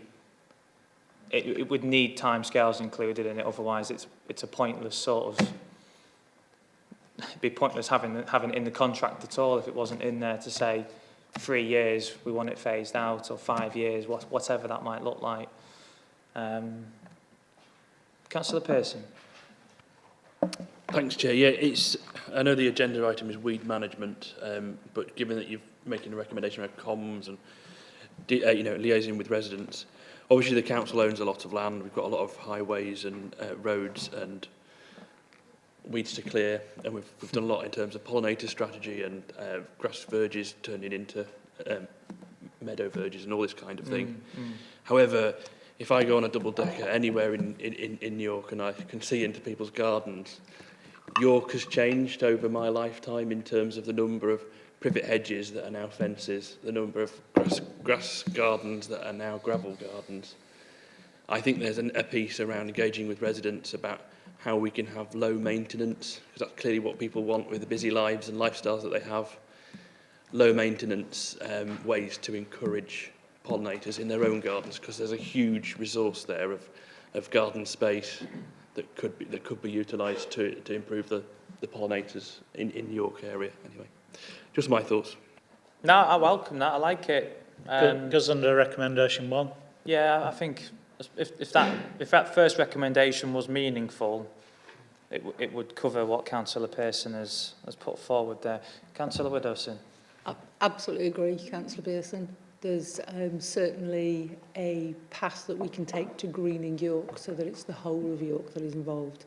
How everybody could do different things with the gardens, how we can make the whole place green, and how we can get all the corridors from all the strays across the city and take the thing in a holistic manner. That's definitely in people's thoughts at the moment. And it's how we get there and bring people with us. Councillor Vassie. Just to respond warmly to that, I'm currently working in my ward with Natural England to purchase wildflower seed to make it available to all the parish councils. And what you've said also ties in with this Trottoir Fleuri initiative in France. If we can use communications to encourage an understanding of wildflowers, to encourage people to plant them in buckets and in their own gardens, then I think we'll begin that process of people no longer dividing things into nasty weeds and worthwhile members of the garden community, and we'll actually make progress. So just to support that. Thank you. Thanks everyone for their input and patience with this fairly long but very interesting discussion. I'm happy to wrap it up there, unless there's any very late burning inputs. Don't think there are. We'll have a quick 5-minute refreshment break and we'll go on to the next agenda item. Thank you, Ben, James and Councillor Widdowson. Appreciate it. I know it's not straightforward. Okay, everyone, we are back with tonight's Economy and Place Policy and Scrutiny Committee with our guests from the Climate Emergency Policy and Scrutiny Committee. The next agenda item is with regards to public electric vehicle charging. Now, the background to this is that we've requested this report on the basis that we had a request from Councillor Dave Taylor that we get a report which focuses on the electric vehicle charging opportunities for residents that do not have off-street provision. So this is why we have what we have in front of us. I'll invite officers to give a summary of that. I know one of the officers has to shoot off, not too soon, but soon enough. So if we can advise or send most questions to, is it Andrew? Sorry, I'm just getting my eyesight there. Andrew Ledbetter. Any questions for him, get them in first before he has to leave us. And we have Councillor Andy DeGorn as well. No doubt here in a transport capacity from his executive role, and also just a very interested citizen, no doubt. He's a big fan of these committees. Anyway, officers, over to you guys. Thanks, Chair. Good evening, everyone. Thank you for giving us the opportunity to cover this subject. We're sort of approaching this in a really positive way. There's obviously a history to this in York, where we are in terms of the present, and where we want to move forward, and we really welcome Scrutiny Committee's views on how we shape the second half of the strategy, which we agreed in March in 2020. Just like to introduce Andrew Ledbetter, who is our project manager and EV strategy expert within the team. Andrew has got a wealth of experience in both the provision and electric vehicles, and he needs to leave to be able to get to the park and ride, else his electric vehicle will get locked in Monks Cross Park and Ride. So apologies for that, but I'll carry on the discussion after if Andrew needs to leave early. We were tasked to pull together a report, and Councillor Dave Taylor and I exchanged some information at the previous scrutiny, where I suggested we expand out to look not just at the focused area, although obviously we do cover on-street charging within the report, and we're absolutely happy to cover any particular nuance of any part of it as we go through it. Andrew, I'll pass to yourself. Yep, thank you. So we we do have the report before you, which provides a summary of where we've got to thus far. As Dave says, the council adopted the public EV charging strategy in 2020. It was a 5-year document, so that runs until March 2025. So we are about just over halfway through now.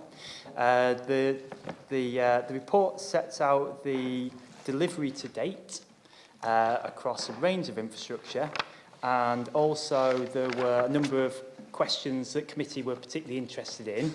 So the latter half of the report goes through each question and provides a response in order. So I guess given I am unfortunately on the clock, without further ado, I guess we'll hand over to the meat of the discussion. Thank you for that, Andrew. Any members want to get the ball rolling with questions? Councillor Dave Taylor, is that a yes? Yeah, okay, thank you, Chair. I'm sorry this is going to be a bit of a polemic, because I'm really disappointed in the report. I think it overestimates how well the council's doing in respect of electric vehicle charging. And I think it's extremely negative when it comes to considering the needs of the residents in the terrace streets or other locations where there's no off-street parking.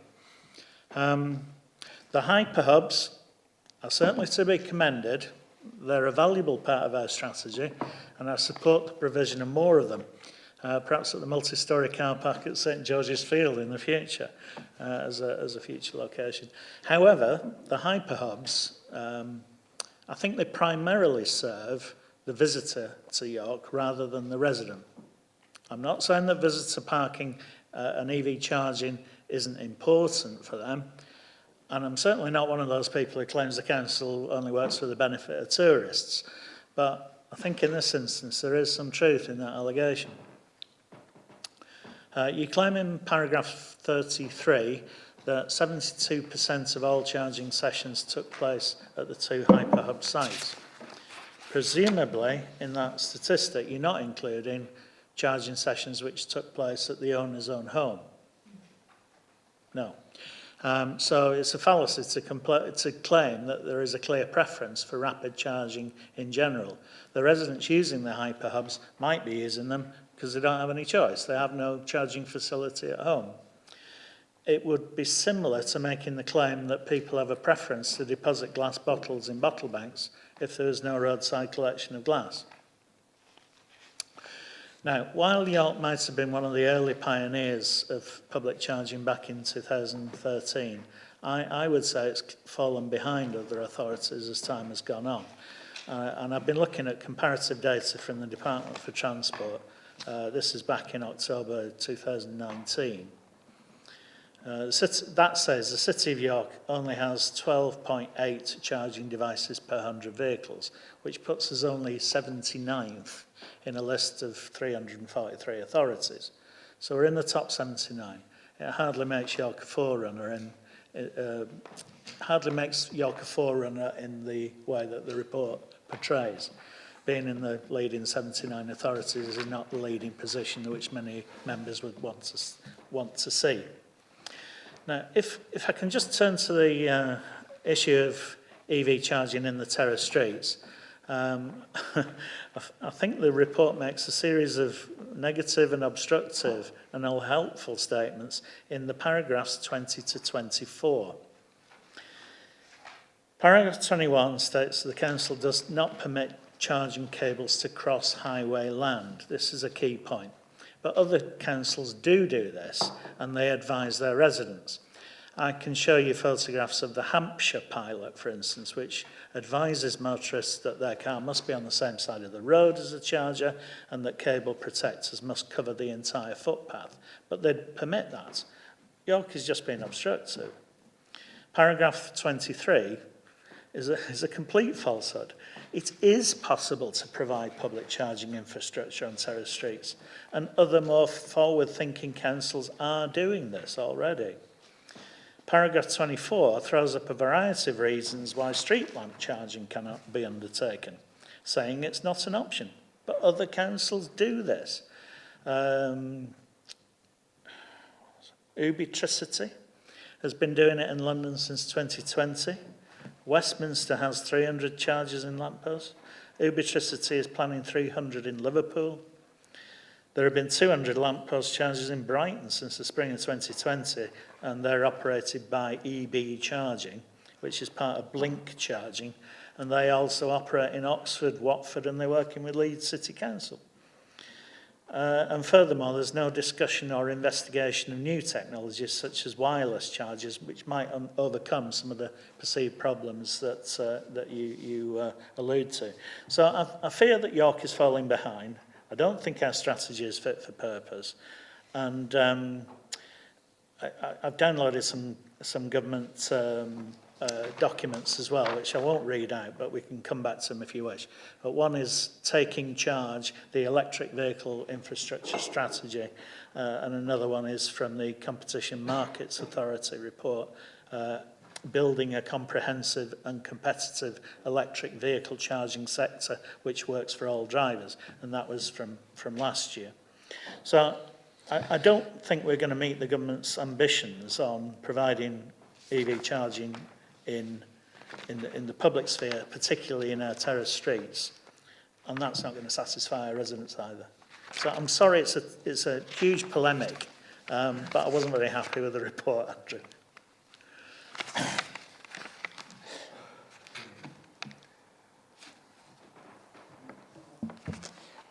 Yeah, thank you, Councillor. Apologies that it didn't hit the spot. Yeah, so I guess, yes, the report does just refer to public charging. So I think one of your questions was around the statistics and whether they involve charging at home. Yeah, so just for clarity, this report is public charging, but beyond that, it's also just public charging within the council's own network. So outside of the council's network, there are also commercial providers in York. And yeah, just for clarity, the report only refers to the public network within the council's control. And yes, So sorry, when I was berating you about other cities where there is other public charging, that's provided by private companies, but it has been commissioned by those councils.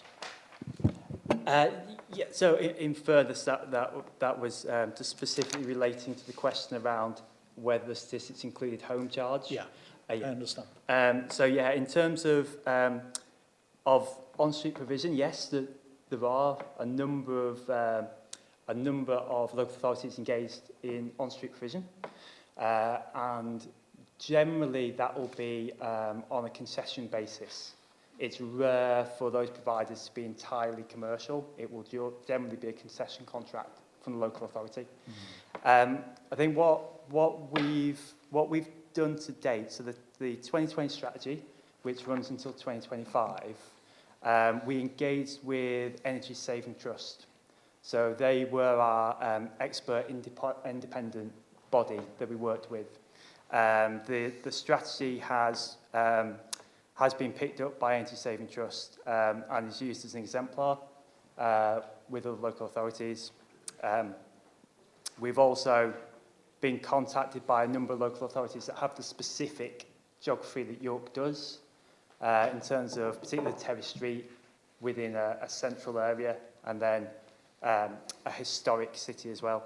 So the strategy has been picked up and used by a number of other local authorities, but we're also actively engaged with OZEV, the DFT body that's responsible for charging.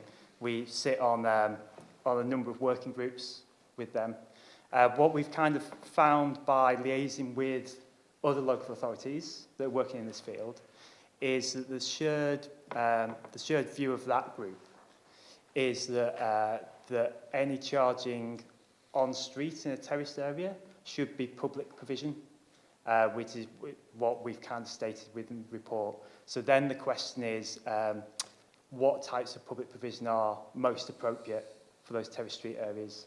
And some of it is quite practical. So we know that a number of our target areas, they don't have traditional street lamp columns. So there's a reference within the report that street light columns chargers won't be the answer to all of our terrace street needs. So it might not be the whole answer, and there are other pop-up columns and other connectors which fit into the curbside. You don't discuss those either. The report just doesn't mention other types of connectivity. Yes, that's so. Yeah, there are a number of offers within that space. It's quite a crowded space now, to be fair. So yeah, it would apologies, it would really be a report in and of itself to go through the nuance almost. So it's a bit of a summary kind of level run through. But yeah, what we did in combination with Energy Saving Trust was that we then formed the entire strategy around access for terrace street residents. So what we've got is a three-tier approach. The first tier of provision is fast charge points, which are sited within a 10 to 20-minute walk. Now, this is in line with the OZEV guidance. So we chose that based on advice from OZEV and the Energy Saving Trust. The second tier of provision is distributed rapid chargers. And then the third tier of provision is the hyper-hub sites. So the idea is that all three tiers of the strategy interlink and work together to support each other, so that the resident has the choice of different types of charging facility dependent on their needs. Sorry, can I just come back before we go into other bits? So I think just picking one or two other points up, that we obviously are working on a hyper hub in the city centre, which will blend that, and that was at planning, and we're going back to planning at some point on that project probably. So that there is a hyper hub planned for the city centre. I think as the technology emerges, the debate increasingly becomes how strong is the need to charge at home. So when it took 8 hours to charge your vehicle, then you obviously charge at home is the only real solution. When you can fully charge your car while you do your shopping in 15, 20 minutes, there is a different solution potentially. I think the change in technology is part of the rationale for, and I think there is an education piece to do with people that whilst charge at home is beneficial, it's the technology in the world has moved on so much. I mean, Andrew can talk about it, but the world has changed. You don't need to charge at home for an electric vehicle necessarily. Good news that there's going to be another hyper hub. I'm very pleased about that. I think yes, technology does move at a terrific pace. I think that's something that I do concede. The government report, Taking Charge, says that by 2050, there'll be a clear need to shift as much charging activity as possible to off-peak in order to minimise both the burden on the electricity system and B, to offer access to the lowest cost to the consumers. Charging from home is clearly going to be cheaper than driving out somewhere and parking and doing your shopping in order to charge your car up.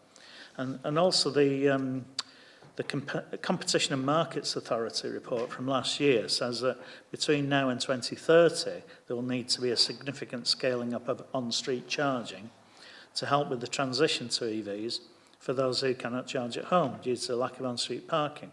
And they say that's a quarter of drivers. I think that's similar to the 25% of housing that you say in York is terrace street housing. They say, I might as well read this now, the local authorities play a key gatekeeper role as they understand local needs and control access to the curbside. And there needs to be a step change in the role that local authorities are currently taking on-street charging and the support available to them. Now, certainly, we need to see more governmental support. I'd agree with that. But local authorities need to take a more active role in planning and managing the rollout of on-street charging. That's the view of the Competition and Markets Authority, which I think contrasts with what you're saying, though, James.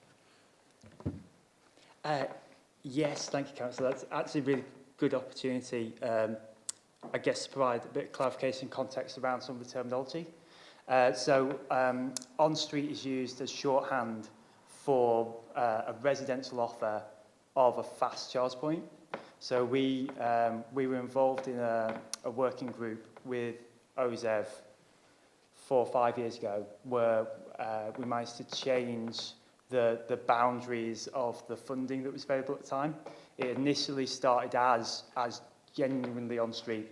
So if you weren't placing your charge point in a pavement outside the house, then you weren't eligible. And what a group of local authorities with York, a very strong voice within that group, pointed out was that it shouldn't really matter if that charge point is in a pavement, potentially providing other issues, or whether it's in a car park. Or the important thing is that it's within a walkable distance to the residential development, and that it's the best value offer.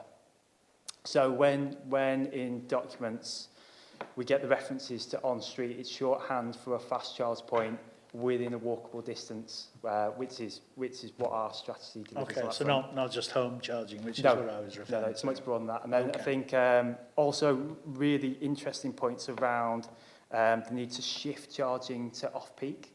So within that, what will be the case is that the majority of electric vehicles, so this, over 50%, the majority of electric vehicles will have the ability to charge at home off-street. So if you look, most urban areas, York is definitely one of these. The majority of properties have off-street parking. So they offer the biggest threat and opportunity in terms of kilowatt hours dispensed to the electricity grid. So what the government's looking to do is to encourage those residents to charge overnight through dynamic tariffs. You've then got the subset of public networks, and we sit within the public network provision space. So what we've done is we've got a resident offer where, in recognition that we're not providing a facility directly on street, the residents can use the public car park facility without paying any parking fee overnight, and that's through the existing Minster badge offer. So we're able to do that at very, very low cost. So that is there to encourage residents to charge overnight off-peak. What we've also done is through our highest power demand sites, which is the hyperhubs, we've co-located on those sites on-site PV generation and on-site battery energy storage.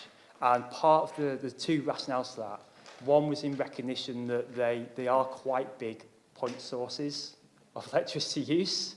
By definition, they're pretty meaty substations on those sites.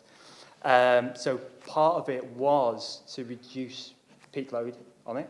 The second half of it is actually to reduce the charging tariff.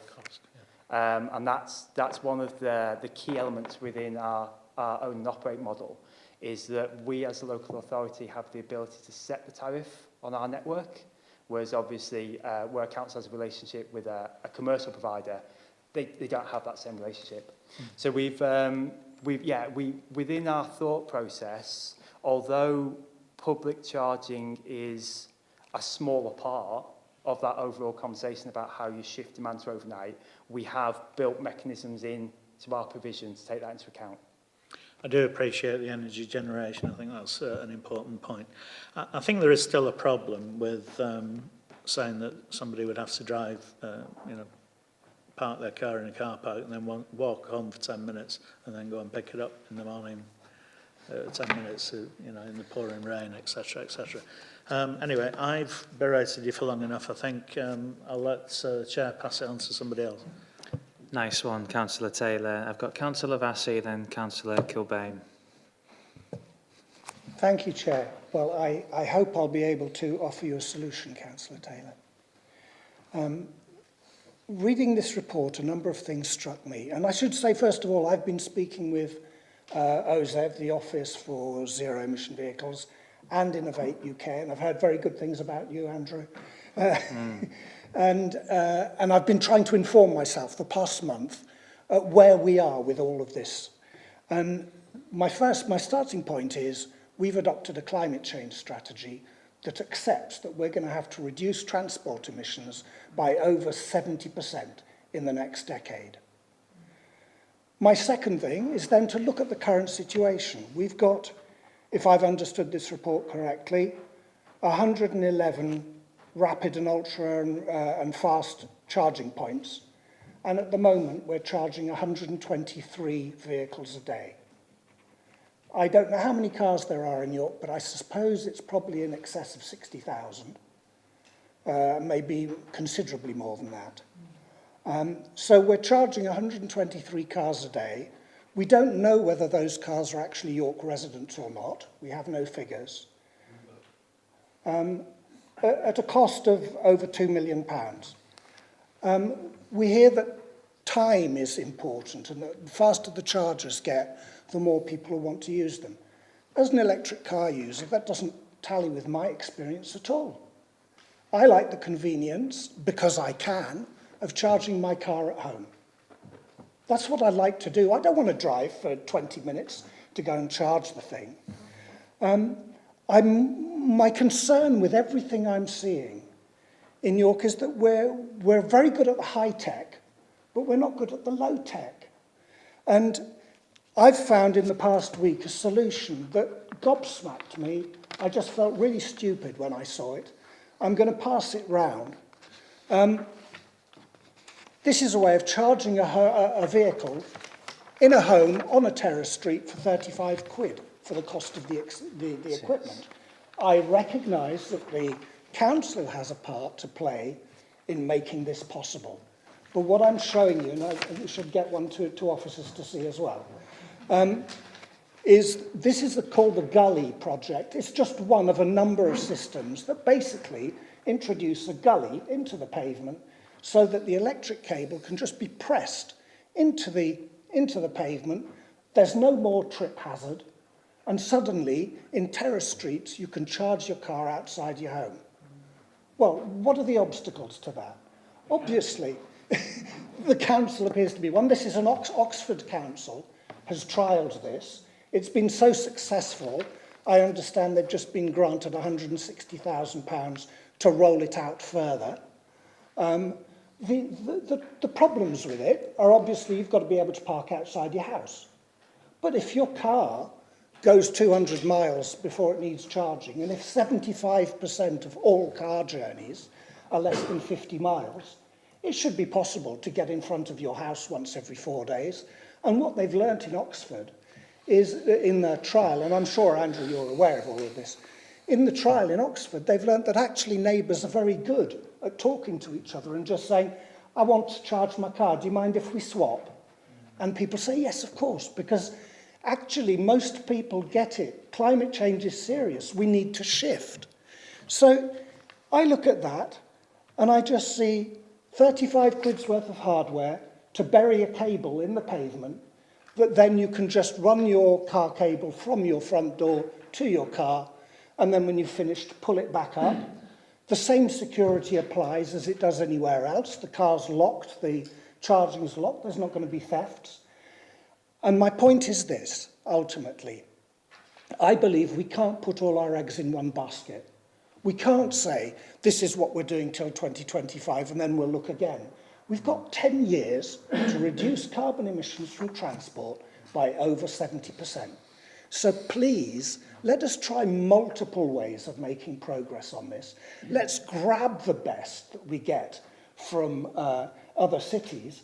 As I say, I'm just gobsmacked at this. It's so straightforward, such an easy mechanical solution that will impact on 15,000 terraced homes in York. That's how many terraced homes we've got. Then we've got all the people who live in flats and apartment blocks. There are so many people who, as Councillor Taylor said, are currently excluded. Or we have this big strategy that, we'll be able to walk 10, 20 minutes to leave it in a car park, to worry about whether it's being stolen, to need to be back before 8 a.m. or you'll start being charged for your parking. Please, let's do things simpler. And I'd love to hear from Andrew, since I know you'll be aware of all of this, what you think of this initiative that Oxford have created and how we might be able to get funding from Innovate UK or any of the other projects that are opening in the coming months. Or even Councillor de Gorn, perhaps. Or even Councillor de Gorn at 35 pence. Oh, Sorry, Councillor de sorry. Gorn. Forgive me there. Andrew, are you able to respond to that? I mean, it looks like a very interesting and, dare I say, deceptively simple solution or potential, well, one solution of many that are out there. Yeah, thank you, Councillor. I've got about 4 minutes, so apologies for this. But yes, we are aware of the Oxford Gully trial. Interestingly, it's probably one of the most discussed products within the OZEV working groups. All the local authorities within that working group have taken a joint view that they are not following that model.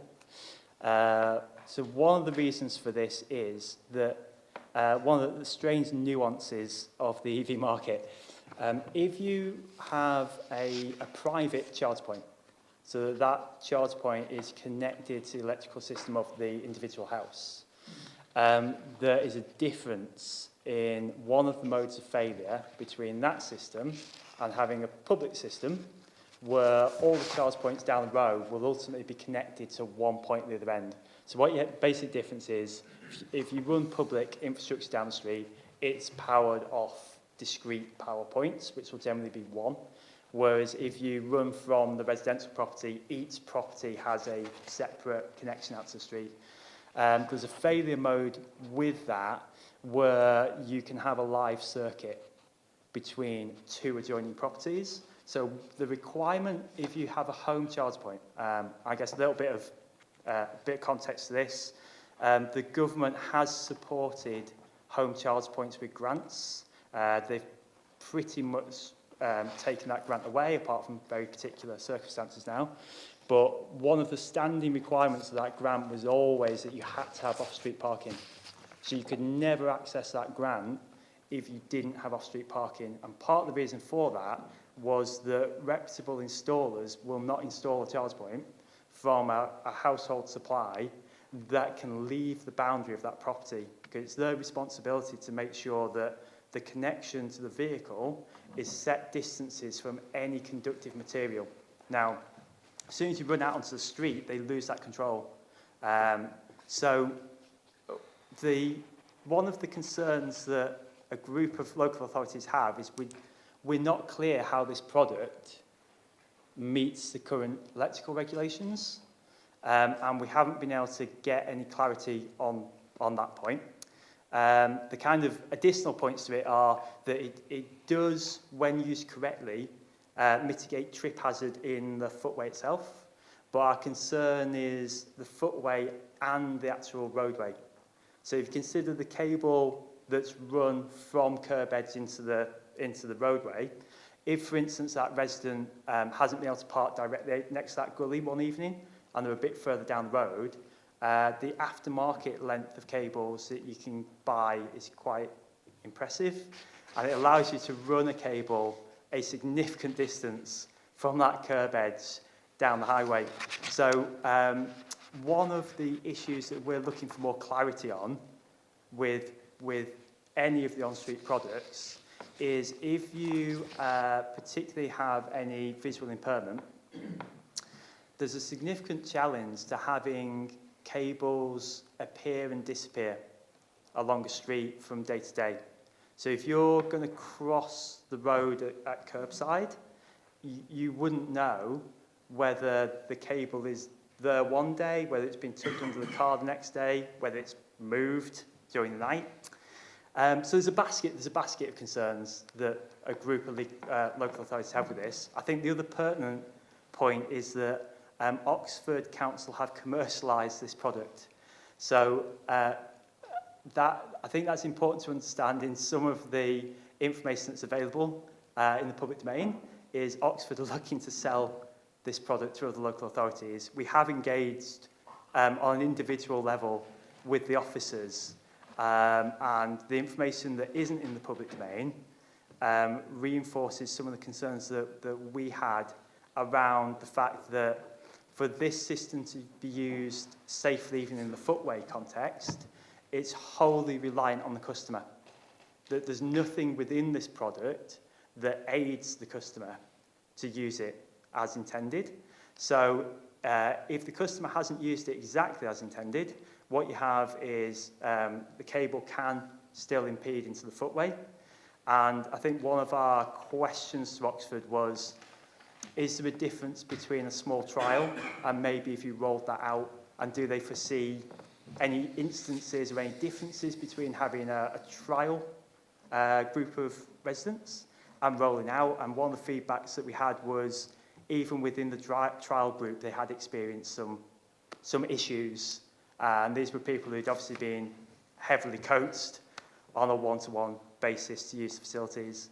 I think one of the other things we're interested in York is the possibility for a resident to run a cable across the highway from a given point, which interestingly is something we've already had in York. So I know we might hope that nobody would do that because it's a clearly dangerous thing to do, to run a live cable across a carriageway, but it has already happened. So within these systems, there is, basically in summary, we have some concerns about them, and certainly within the OZEV group of authorities, it has been much discussed, and the shared view of those authorities currently is that they're not taking that technology forward now. But I think we all as a group would love to have a low-cost, simple solution. I think we're all looking for that solution.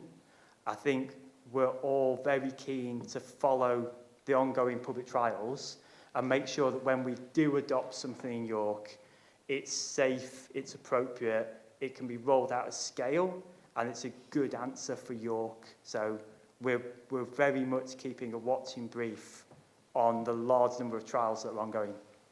Is this Gully project exclusive to Oxford? So this one is, there are commercial companies that have developed the same product, in essence. But yeah, Oxford is the leading local authority on this product. Cool. James? I was going to let... Can we let Andrew go? Otherwise I'll have all sorts of guilt on my conscience. I think what's interesting for me, to a certain extent, is a lot of this technology is being trialled, and different versions of these sorts of things are being trialled across the country. I think part of the role Andrew plays, and certainly that linking in with DFT and OZEV, is making sure you understand what is happening in those trials. So part of Andrew's role is to watch all those trials. They don't all need to happen in York. You know, the fact they're happening and where across them, I think, is the important point. And that's making sure we take the learning from all those trials, whether they're in York or not, I think is a key point, really. So that's just one of many that OZEV are aware of, and I know we're just letting go, but Andrew is aware of as well. I think, I will bring other speakers in, but I think there's something interesting there in that there's clearly no perfect solution yet, but there's many local authorities that are trying those trials, and it seems to be that York is just waiting for someone else to deliver that progress and clarity, and the concern is, how long are we going to wait before we see a meaningful increase in this type of provision? Dave, and then I'll let Christian come in. Just another bit of context on the Oxford trial. We were aware of this way pre-COVID. I think they actually did this in about, Councillor Vassy might have better information than me, but about 2018, something like that, when they first trialled this. And it's had difficulties sort of since, and it's received, like the Oxford trial itself, in terms of ambition. But there's been issues with this sort of rollout since, we would 100% have rolled this out if it had been a safe solution. We had electrical engineers look at this. I think it was in one of the previous exec reports where we reported, we had it might even be in the strategy, sorry. We had an electric engineer and they confirmed the points that Andrew made about the risk in terms of live connections on the highway. And we just felt it wasn't something that we could support in terms of some of the new technology moving forward. But we were exposed to a myriad of trials, proposals, private sector. And when I did initial exchange with Councillor Taylor, in hindsight, because it was a very quick one after a scrutiny, wasn't it? I really wanted to sit down at that point and just give him a view of what we'd been doing over the last, because it reads fairly stark, this, because it's a summary report. And I just wanted to give the Scrutiny Committee confidence that the purpose of employing somebody like Andrew is because we know there are pressures that Councillor Vassy has raised around need to meet these targets in climate change, and we're taking the opportunities. A lot of authorities are, we've had a fully funded EV charging programme that's rolled out. A lot of authorities are at the infancy of that process, and we sit in a position around that which is we sit at the kind of top table in terms of OZEV, and Andrew sits on a number of the working groups, and the point that we see an opportunity, we'll take that forward. So there's no sense that we're sat waiting for somebody else to. Some of it's practical reasons. If we haven't got the capacity to engage in a trial, we won't do it for that reason, because we have had a number of projects ongoing, but we're not sitting and waiting for a solution to fall in our laps. I hear you, Dave, and I do appreciate your answer. In some electrical vehicle charging provision areas, we are doing very well, but the purpose of this report and discussion was specifically for people in this situation who don't have off-street provision. And I think, while the city has improved in terms of charging opportunities in places that people travel to or through, there are very few charging opportunities in places where people might travel from. And that's the nub of this particular issue. It's not, we don't mean to talk the council down, but this is the gap, really. That's what we're trying to have this conversation for. I've got Christian and then, Councillor Vassy, and then Councillor Kilbane, I think, has been very patient. Go on, sorry. Thank you, Chair. To respond, to give a bit of context to this, and just as you've said it a few seconds ago, Chair, I'm not trying to not put anyone down on this at all. I want us to achieve. I should reveal that the people who told me about this system are the Deputy Head of the Office for Zero Emission Vehicles at the Department for Transport, and the Innovation Lead for Zero Emission Vehicle Infrastructure at Innovate UK. They're the ones recommending this to me. Innovate UK said, gully charging solutions are gaining momentum as a relatively cheap and non-disruptive solution for EV drivers without off-street parking at home. Oxford City Council pioneered trials of this solution and are now working with government on the appropriate conditions and regulations required to make this a widely accessible solution for local authorities across the country. And then they've given me contact details. And the Deputy Head of OZEV has said there are a variety of charging technology options.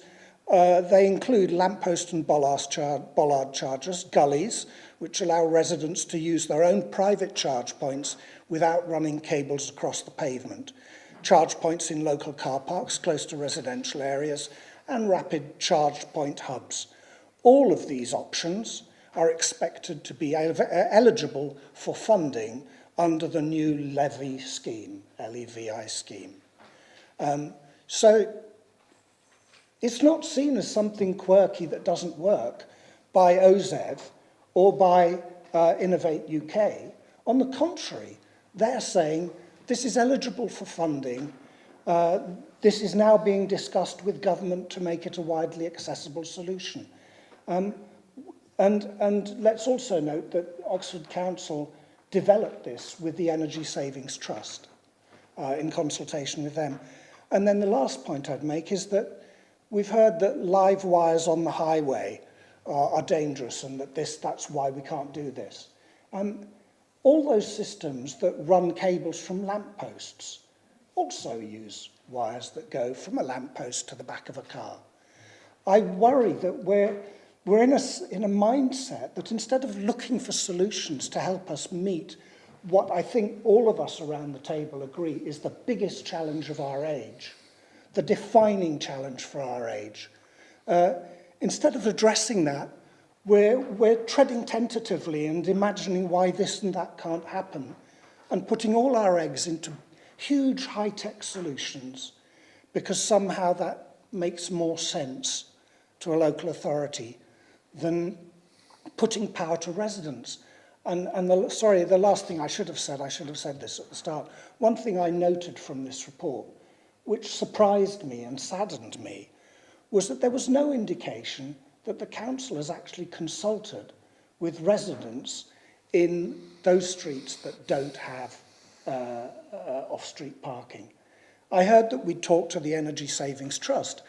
I formed no impression from the literature that we've actually asked the people in those terrace streets, what would convince you that now is the time to make the change?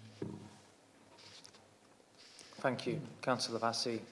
Do we have a response from officers on that? Or? Well, just one. I think what Councillor Vassy's articulated is the fact that Oxford is a trial, and from that, government will be writing some guidance on the back of it about how it can be rolled out further, which goes back to the point I was making, that there are a number of trials across the country you're watching, some of which are established technologies and some of which there are reservations about. We're watching them all with equal measure, and if some of those concerns that Andrew talked about with it can be allayed, or government changes legislation or those sorts of things, then it's at that point where you go, actually we've moved from it being an experimental technology to something different. So as far as I understand it, it is still a trial in Oxford. It's not they are working with government to produce those guidelines. So there seems to be an area of possible disagreement here on whether this is an isolated experiment or something which heavily invested professionals are recommending. And it's also worth saying that it's not just Oxford, as has been confirmed. Similar technologies. All I'm saying is that the quote that was read out was that they're going to be working with government to work out the conditions upon which it can be used more widely. That's the bit we're really waiting for, is the lessons learned from all of these pieces of work, and does that allay some of those fears or those risks that we've got? Thanks, James. Councillor Kilbane, thanks for waiting. I would just say, couldn't we be a party of that? Couldn't we be part of that trial? Couldn't we be helping to advance all of that? Well, I mean, I hear you, and I've raised a similar point, really. I do have a concern that we're waiting for everyone else to prove the point and move us forward on this particular issue. Councillor Kilbane. Thanks, Chair. And I would thank Andrew for the report, but the irony that he's had to rush back off to the park and ride to get his electric car out before it locks up is, it's not irony really, it's kind of what we're talking about, isn't it, here tonight? I was going to ask questions about the report, but this discussion has raised some other issues that I think there's a couple of points that need to be registered about it. So obviously Northern Power Grid have got a 2038 time scale to make all electricity that's supplied within our region from renewables, accepted that they are including burning trees from Canada as part of their renewable policy, but that is their target, and the only way they can do that is by levelling out demand. You know, so whether that's insulating houses or making sure that we demand electricity supply spread out across 24 hours. Now, looking at the report, at the moment, the vast majority of demand, certainly at the hyper hubs, is between 10 and 5 on a day, 2/3 of the session to then. And this is where we're looking at only 3 to 4% of cars in York currently being plug-in.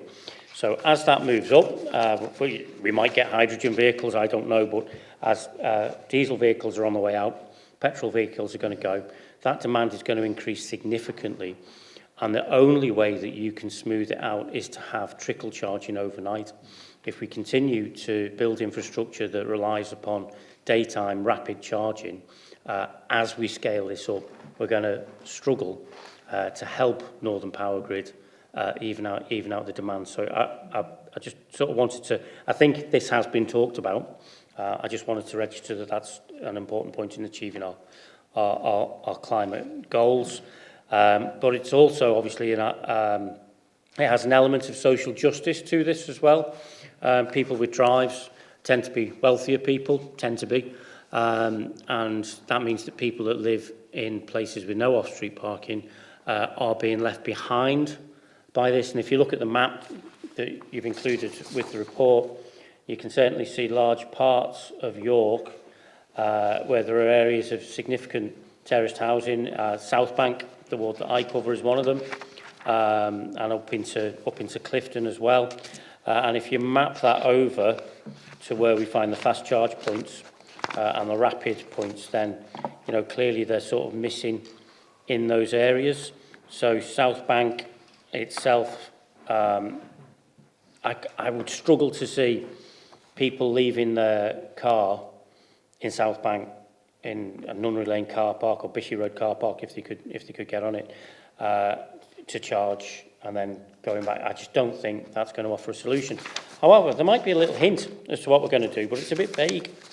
So later on in the report, on paragraph 57, it refers to somewhere known as the Nunthorpe area, which may or may not be in South Bank. I'm not sure. I've not heard it called that before, but there are quite a lot of Nunthorpe streets in South Bank, so I'm assuming it is.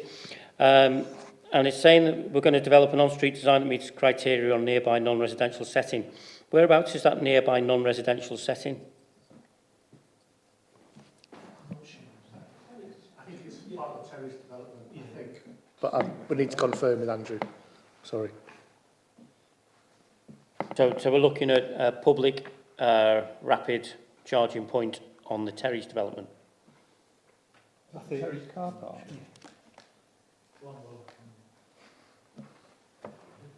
Non-residential. Yeah. So there may be, sorry, Chair. No. So there may. So is that how we're going to address? Is that the strategy at the moment to address this issue of terraced streets that are a long way from rapid charging points? Is to find those sort of pockets of land that the council has control of to make them into rapid charging points. So are you looking at, for example, turning on-street paying display areas into rapid charging points? Is that what we're trying to do? Because if we don't do something about this, then the people who live in terrace streets are going to be left behind. I think what that paragraph is saying is that we work on development to look at opportunities. That talks about a non-residential setting, so I presume this is a work setting, but where you can get public charging in. Reading that paragraph is the way I read that. It talks about on a nearby non-residential setting, serve residential areas. So I presume that is a charging in an employment setting that will be available for residents outside of employment hours, is the way I'm reading that. But that's, I don't know whether I'm reading that correctly, but that's my reading of it. But we'll come back and confirm that, what that Nunthorpe example is. Your question was, is that the strategy? Our answer is the start of the strategy is what we're already doing in terms of, I understand that you've got issues with distances and things like that, but what Andrew described in terms of us taking ownership of the public charging infrastructure was to give a more even offer and to allow lower tariffs. And we had to get the best value for money out of the investment that we'd got at the time, which was to provision the high pubs and provision the public car parks, whilst investigating opportunities to do on street. So generally speaking, the on-street provision we've done are what we've done as Andrew described as a sort of public network rather than private network and running wires to parking spaces at new developments. But we did some work. There's things beyond the actual power and wires that bring into question issues with technically installing or providing on street in terrace areas, including current parking arrangements, including the level of usage, the level of ability we'd have to be able to maintain it if we had a huge network of public charging on street. It starts to get more expensive for the amount that you roll out, basically, if you do it in isolated areas which won't necessarily get high charging rates.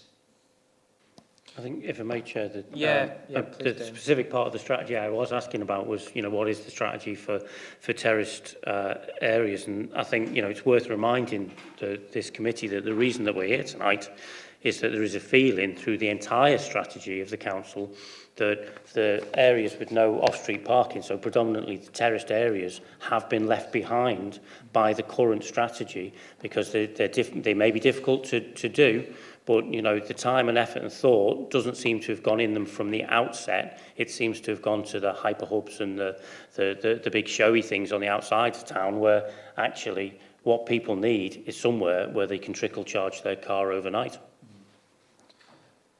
Councillor, sorry, go on, James. I accept the challenge, and I'm not trying to, just to be clear, but the strategy at the moment says that exact provision is providing our car parks with free parking. Now, I accept that means walking 10 minutes, I think, is the government guidance on how far it is reasonable to walk. That's what the current strategy says, which is in line with the government policy. I appreciate it's not necessarily that attractive, but that's what the current strategy is, just to be clear. Councillor de Gorme, I'm glad you've stepped in, because there does come a point where the politician needs to be accountable rather than the officers who fielded an awful lot. Go on. Just something that occurs from this conversation. What hasn't been mentioned at all so far is the commercial sector, and I appreciate that Good Energy have put in a network at motorway service stations, albeit fairly limited, and obviously as the level of electric vehicle usage or ownership is projected to increase significantly. If like we're following the government is going to suspend all sale of petrol and diesel private cars from 2030, which is not that far away now, from the point of 2 or 3% ownership now to a much more significant ownership by 2030, there's going to be that sort of real ramping up of the commercial attractiveness of providing these. I mean, at the moment, obviously the local authorities and the government trying to pump prime that to make sure there's the infrastructure and network. But I would assume that the petrol companies are going to want to switch some of their pumps to being charging points.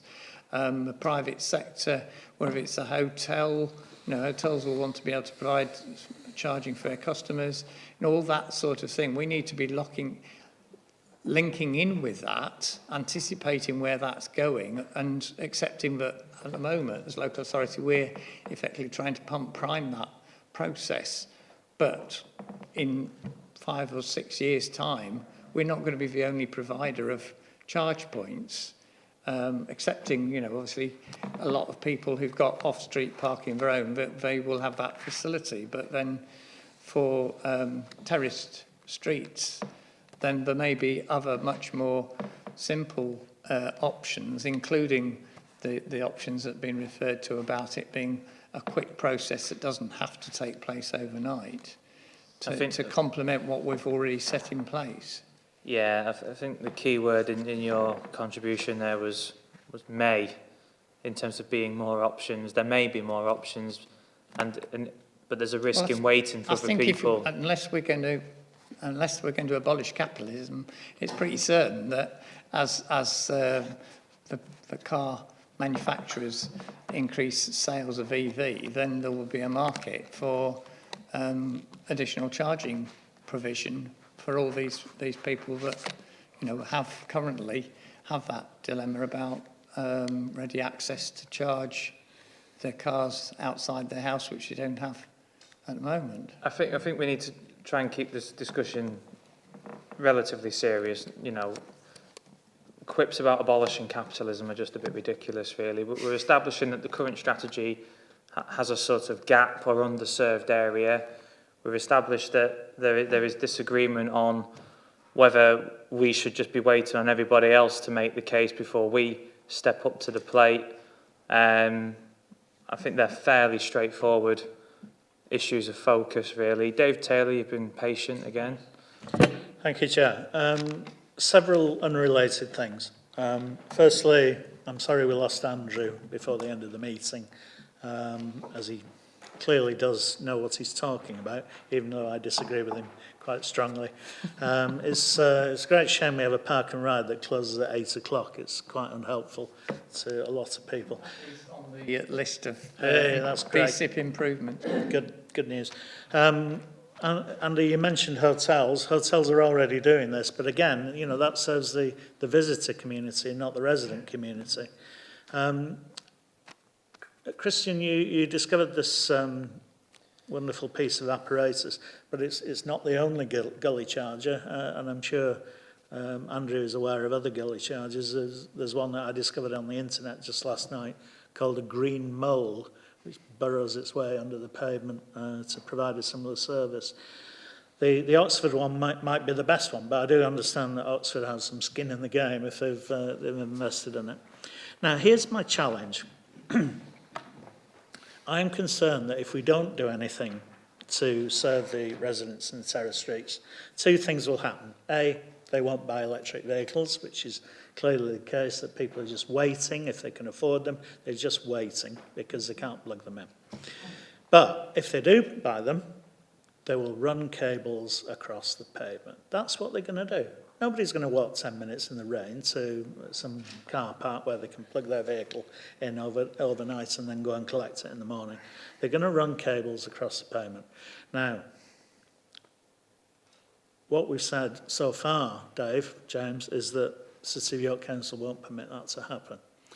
In Hampshire, there is a pilot where people can park their cars outside their house, run a cable across the pavement, so long as they have a cable protector over it, and that covers the entire pavement. And I feel that if we don't do something, people will just take it in their own hands, and that's what they will do. How do you respond to that? So people, I think Andrew mentioned people are doing it already, and we're having to enforce because it's not safe. We're having to take measures because it's not safe. I think probably since we started getting some genuine demand for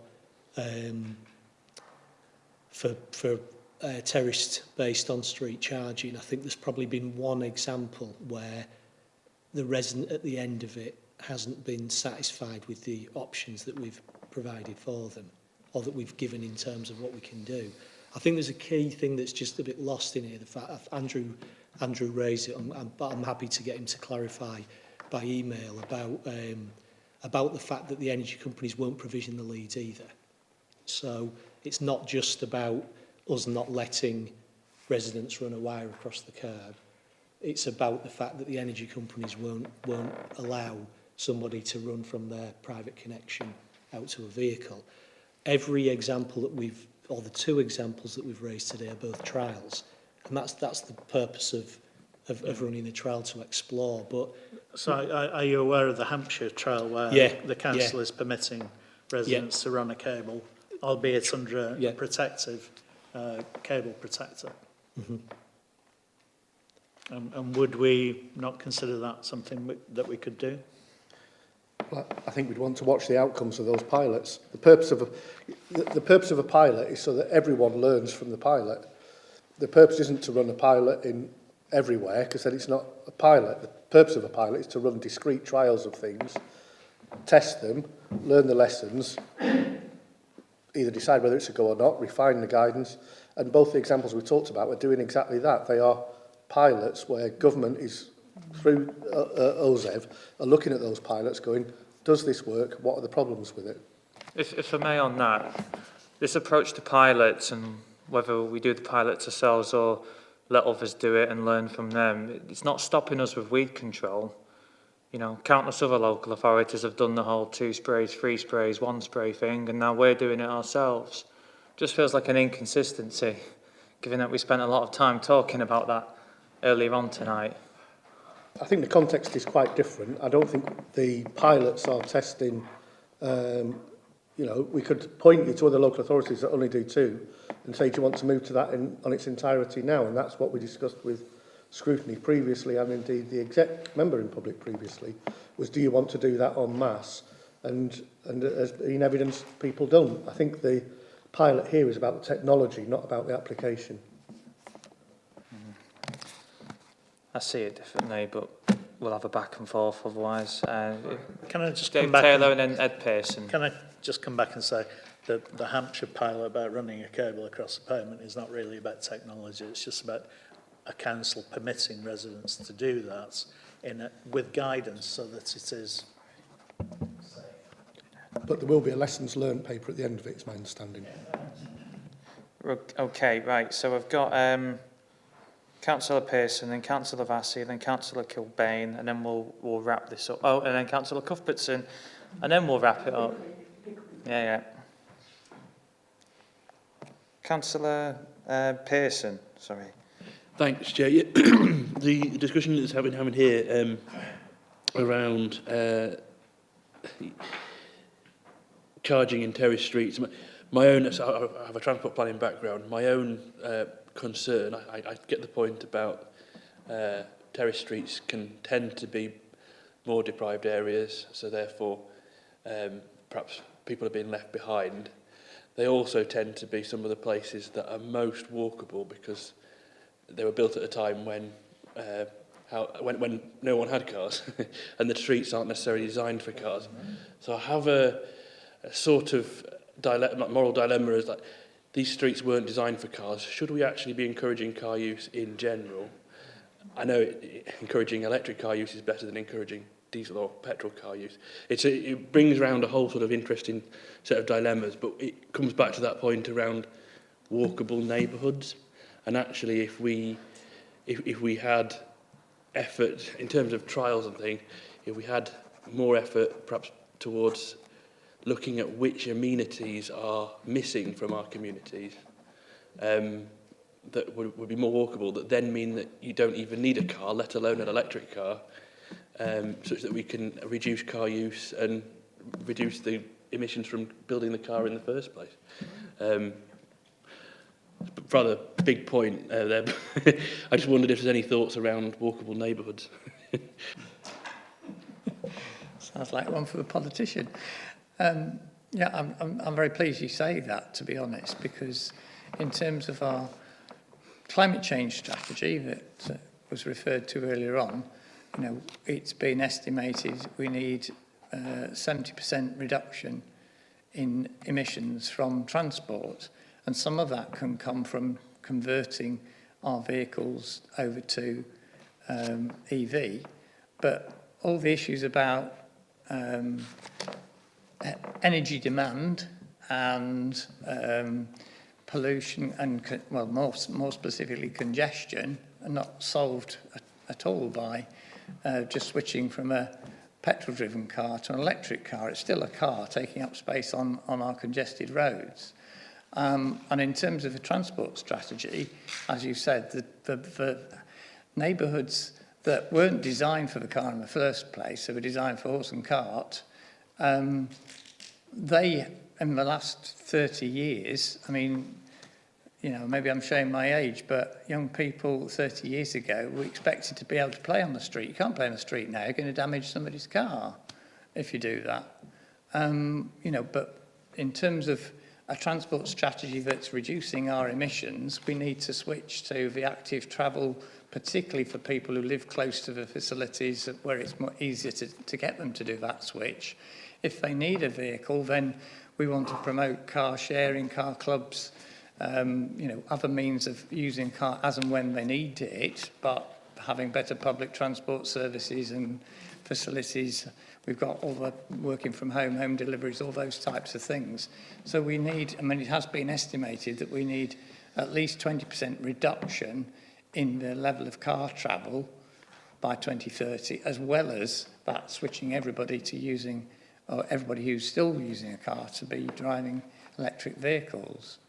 So, you know, I think in a sense that's sort of, again, the bigger picture about how we tackle climate change. We can't tackle climate change by providing everybody with somewhere to plug in on the Terry Street. I mean, I should have probably intervened there, because I do think it goes beyond the scope of this report, and I think it's a given that we want more active travel opportunities for residents across the city, and it is, you know, worth saying that a lot of them have just been shelved, and people's hopes have been raised prematurely on a lot of improvements on that front. But that's a conversation that's happened a number of times and will happen elsewhere. Even more times, I'm sure. Councillor Vassie. Thank you, Chair. So, yeah, I'm sure that what's just been said by two speakers isn't meant this way, but we run the risk of being seen to be saying to people in terrace streets, you can take the punishment and lose your car so we can reach our carbon emissions cuts. Yeah. Just go down Nunmill Street and see how many cars there are parked in Nunmill Street. Are those people not allowed to have a car so that the rest of us can charge ours off street? I'm sure that's not what's intended, but that's how many people will see it. No one around the table has said they disagree or dislike the hyperhubs. What I think I'm hearing, is certainly what I hear from residents, is what else are you going to do in order to reach these targets in a city where there must be 50, 60, 70,000 cars? What are we going to do to change that?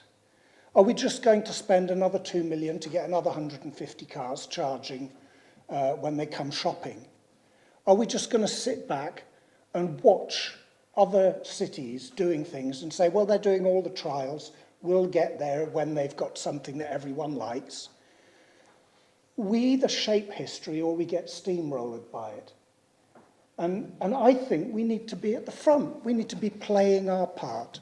We need to be showing that, yes, we've got the confidence in our city to say, here's our big strategy, we've got our hyperhubs, we're doing all of that, and we're able to be fleet of foot and respond to an ever-changing situation, not say, we'll look at it again in 2025, because that's halfway to the decade we've given ourselves to cut carbon emissions by 70%.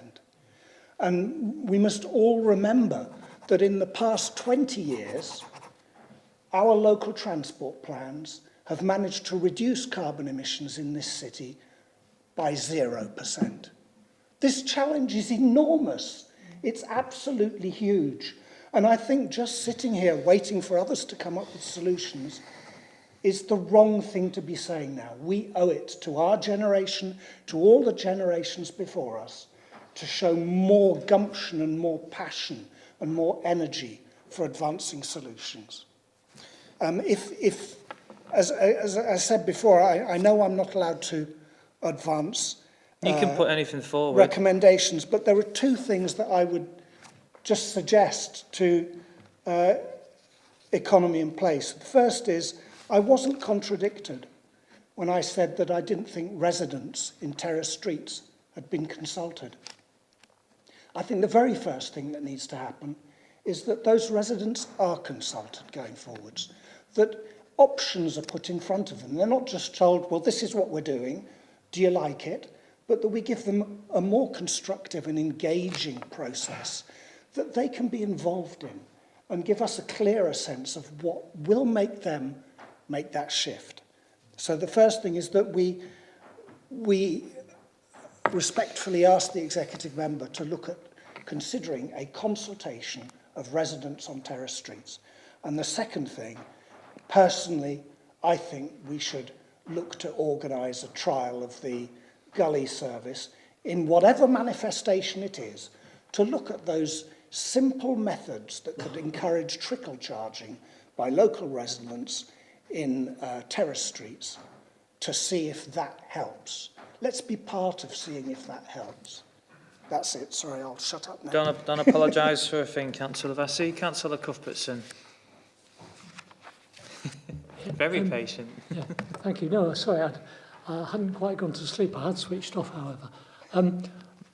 I admire what Councillor Vassie's impassioned speech has been about. I think for me the problem with new technology here is that it's not new technology that's been developed in a lab somewhere and proven before it's wheeled out for public use. I think that, as James said, the context is quite different here. And what does worry me is the ability of the government to provide regulatory environment which would deal with the situation of a gully cable, just as an example, which went badly wrong and maybe electrocuted a few people. Because you've got reasonably big voltages, reasonably big power consumption involved in this. And I do wonder, I mean, Dave may know the answer to this, but is there a regulatory environment being constructed behind all this? I mean, you know, public policy suggests that that's what you would do before you made a change, but I'm not convinced that the government might be thinking in those terms. I just want to ask that simple question. It's a very quick answer. Thank you. Dave? Oh, sorry, I thought you were looking at Councillor Wan when you asked the question. Sorry. I wasn't moving. You can hear from him as well. I mean, it was just because Councillor Wan was smiling. That's all. Apologies, sorry. Your question was, our government developing a regulatory environment for this? And the answer is yes. And we're on the steering groups that, we are, as in officers, are on the steering groups that get involved in these things. So does it cover gully cables? If there is a way of creating an environment where they would work, and I mean, without trial, I mean, so they could be rolled out, then yes. If.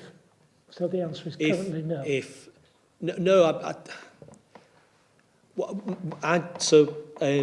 Sorry, Chair. Can I just respond to what Councillor Vassie had asked? Of course. What I was going to maybe ask is, have the committee got any suggestions on particular streets that we could do some analysis on?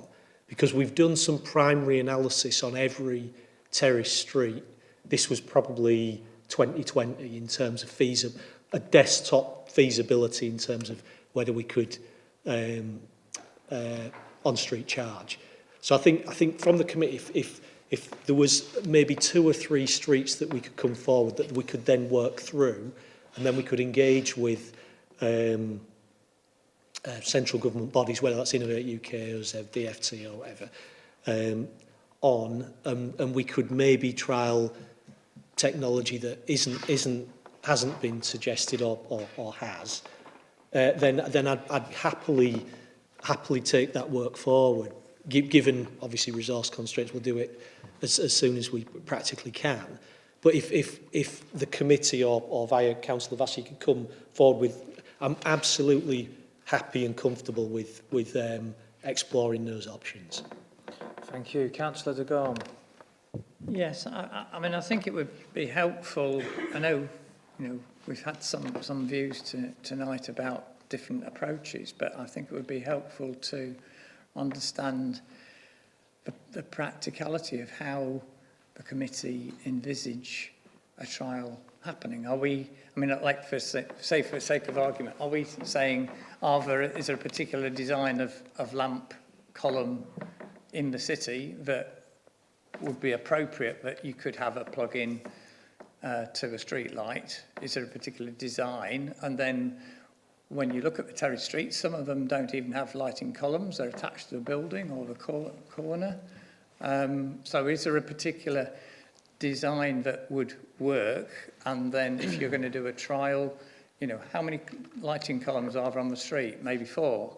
So the first 4 people on that street, you're going to invite them to be a pilot, to have a space allocated for them on that street where they get priority parking compared to anybody else if it's not a res park. You know, there's a lot of practical things that you need to think about rather than just saying we want to do a trial. How is it going to work? How are you going to allocate space on the street? The first 2 people who've got, you know, pioneers have got electric car, but then they move away, and who is there a waiting list? You know, but you're looking at creating a whole sort of process. You know, I for my sins, I've learned a lot about the city's residence parking scheme, but, you know, you're looking at creating a complete new system to decide a fair way of allocating that resource and that facility if that's what we want to do. Well, indeed. I think everyone knows it's not straightforward, but I would say back very briefly before I come to the hands that I've got that this kind of discussion around potential pilots or trials was had at E&P Scrutiny in 2019. And it's great to have the officer suggest what he suggested. Not so convinced by your noises tonight. I just wish that we had such a suggestion back then, because we might have been able to iron out some of those awkward questions. I've got hands, and I'll do my best with them. Councillor Dave Taylor, Councillor Vassett and Councillor Kilbane. And Thanks, Chair. we will come to wrapping up. Thanks, Chair. I'll try and be brief. I was going to come up with a recommendation that we actually trial the Hampshire system of just running cables across the street with cable protectors. But, you know, having heard Dave's suggestion that we might trial something, I'm prepared to go with that. Andy, I think you're just throwing up some more obstacles. I wasn't very impressed with that. I think... We've had 4 years. I think there are difficulties. Clearly there are difficulties. That's why we should trial some solutions. Indeed. And it might mean looking for the right lamppost in the right street, in the right location where somebody has an electric car. It might require trialling the Oxford Gully thing, or the Green Mole, or one of those alternatives. And it might mean having a trial of the Hampshire cable across the road in some suitable location. Finding the suitable locations is part of the trial. But I think we should be doing something and not just saying, let's wait until the government decide or these other trials around the country come to a conclusion. Thank you, Councillor Dave Taylor. Councillor Vassett, if you can be as brief as possible. Yeah, I very much welcome what you said there, Dave. I think that's hugely encouraging. You asked what streets. There aren't terrace streets, or there aren't many terrace streets in my ward. But off the top of my head, I would say when I drive around the city, the one area where I always think this could be a place for trial is the area that is Nunmill Street and those 3 or 4 streets along there off from Bishopthorpe Road. I also think of the terraced streets behind Sainsbury's in Fulford. There's that little network of terraced streets. No, is it? Oh, sorry. So you mean in Fishergate? Fishergate. Sorry, Fishergate. Off the Fulford Road. Sorry, yes, sorry. But down those kind of things, a very dense terrace street where the doors open right onto the pavement, and a terrace street where there's a short little stretch of garden, a couple of metres deep, as an example of 2 different kinds of street. But it's really, we're talking about other councillors in whose wards these streets are. So it's not for me to set anything, but that's what I would think. And as I say, I really welcome what you've said there, Dave. Thank you. Councillor Vassett. Oh, sorry, did you? I was just going to very briefly respond and say we'll probably provide a couple of options as well, and then of ones where we perhaps saw it as potentially being a bit more encouraging. We'll do that as well, so it's not, we're just not going to wait for suggestions to come forward. Appreciate that. Thank you. Councillor Kilbane. Thanks, Chair, and you can and definitely welcome the idea of a trial, Dave, and you can fill your boots of choices you can make in South Bank to do that, including the streets that Councillor Vassie mentions, or also any of these streets in the Nunthorpe area, which wherever that is, yeah. Yeah, I'm certainly very happy to work with you on that. Just a few points that I wanted to refer back to. In the local plan, we've actually got a 30% switch from individual car journeys to more active travel if we're going to hit our targets, and we do need to do that. I totally take on board Councillor Pearson's point about walkable neighbourhoods, and I think we need to remind everybody that in our transport hierarchy, the people at the top of it are people with pedestrians with mobility issues, and I don't think putting cables in their path as they're going around walkable neighbourhoods is really going to help them get around very much. I'd certainly be opposed to that. And in terms of Councillor Vassie saying, you know, do the people in terraced houses have to make the sacrifices for our to reach our carbon targets? Well, actually, the people who live in terraced houses are already the lowest producers of carbon in the city, and asking them to do more would be adding insult to injury. So we do need to find better solutions that enable people to switch to electric vehicles if they want to do that, and I'd welcome working on the trials. And just one final little question that I've got. I've been waiting to ask this question since this report was put, but we've got involved in a much more interesting discussion. I was just looking at the point in point 9, paragraph 9. I keep hearing that cost and demand for electric vehicles is rising really quickly, and that if we didn't buy them now, then they're going to cost a fortune.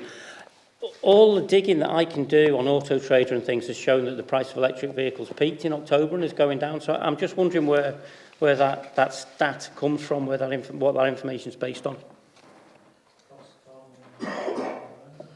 I think the government policy on EV is quite interesting. So they've offered significant discounts to business users of EV, and the reason for that is to flood the second-hand market. So whilst because they all come back onto the market in however long the lease is, 2-3 years' time. So I think there is a settling of the marketplace. We've seen EV be affected by the price of electricity, perhaps unsurprisingly, and which is actually outpaced the price of fossil fuels. So I think that is driving some of those decisions. But yeah, EVs are expensive. The honest answer to your question, Councillor Corn, is I don't have the facts in front of me to tell you what's happening with that price of EVs. But we can pick that up with Andrew. I've heard this claim made in a few different environments now, and I just want to know what data that is based on, because I can't find it. Okay, we'll ask Andrew the question as we report over. While I have, just to come back on the consultation point a little bit, so as you've referenced, Councillor Taylor, the strategy went through scrutiny and then through exec. The issue of EV was explored in our big conversation.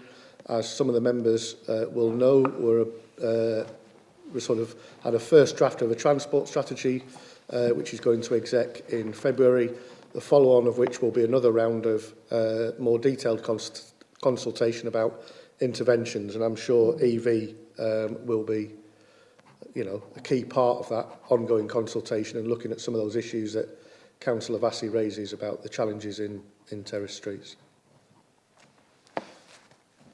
Thank you. Councillor Colwick. I've got to say something before the evening's out. Well, indeed.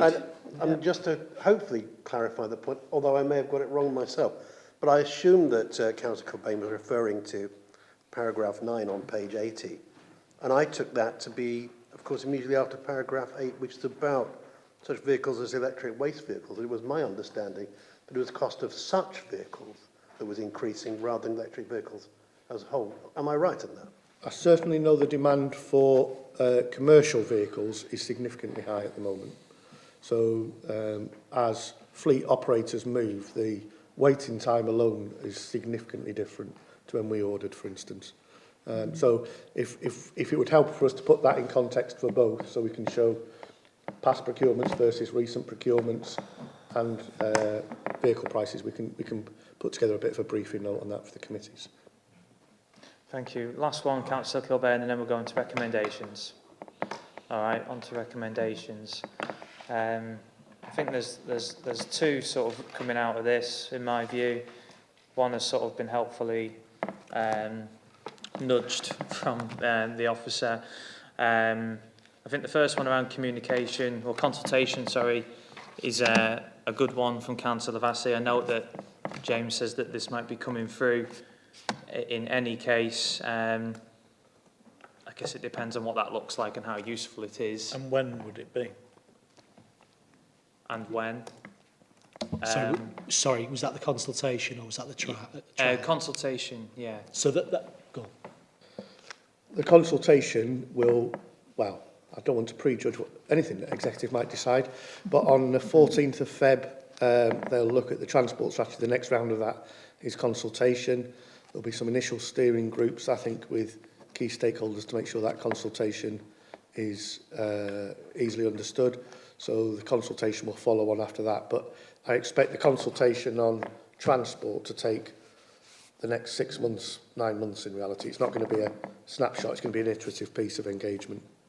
Given the challenges you've laid out, you know, we're not going to turn 70% off with a quick consultation. It's going to have to be an ongoing iterative debate and consultation. I think you're quite right, but I'd also say that for this particular issue, there needs to be a dedicated, clear consultation on that, and not and rather than it being part of something bigger or broader that might dilute it somewhat.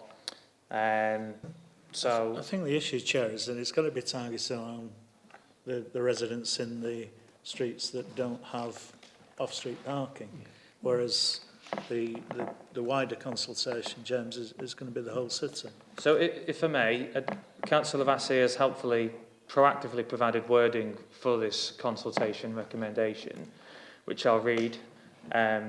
Recommendation that the executive member / executive consider requesting officers to proactively engage in a consultation with residents on terraced streets and other locations where off-street parking is not available, to establish what residents want to see in terms of charging infrastructure, to encourage them to know that it is now viable for them to switch to electric cars, and agree that this consultation should present a variety of options. I think that's fairly straightforward. If it's a little bit, yeah. Now, I'm very comfortable with that, and I'm happy to leave it with the executive member to meaningfully progress that. Any comments from E&P members? Thank you. Appreciate everyone's patience tonight. I know it's been a long one, but I think it's been helpful. The other recommendation is this idea of a or a few trials. So, yeah, I mean, I'm all for this. Dare I say, and I welcome views, quick ones, I'm not that fussed about exactly what the method of the trial is, so long as it increases the charging provision, or potentially increases that provision, because there's all sorts of models available. We've discussed some of them tonight. But, yeah, happy to sort of...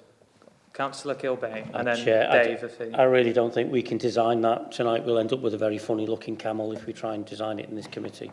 I think that probably needs to go back to consultation with the officers. I think a variety would be... Yeah. I think a variety would be good. I was going to suggest the recommendation just focuses on the fact we'll trial in terrace areas, and we'll look at what we can viably do in terrace areas, rather than jump to a technology solution which we can develop as part of that. Yeah. And maybe attached to it, invite input from ward councillors? Ward councillors or a member steering group, something like that. I know we're at a point in the electoral cycle where...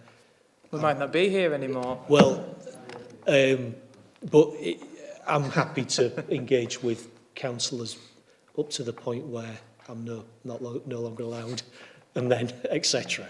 But... Okay. But yeah, sorry, Chair, member steering group, however that's constructed. Okay. I'm comfortable with that, so long as it moves relatively quickly. Doesn't take a year to meet. I'm hearing no additional comments or voices of dissent, so I'm happy to roll with them. And and close that agenda item. Once again, thank you to everybody for your patience and your input. Two very specific issues, but really interesting ones that a lot of residents care about.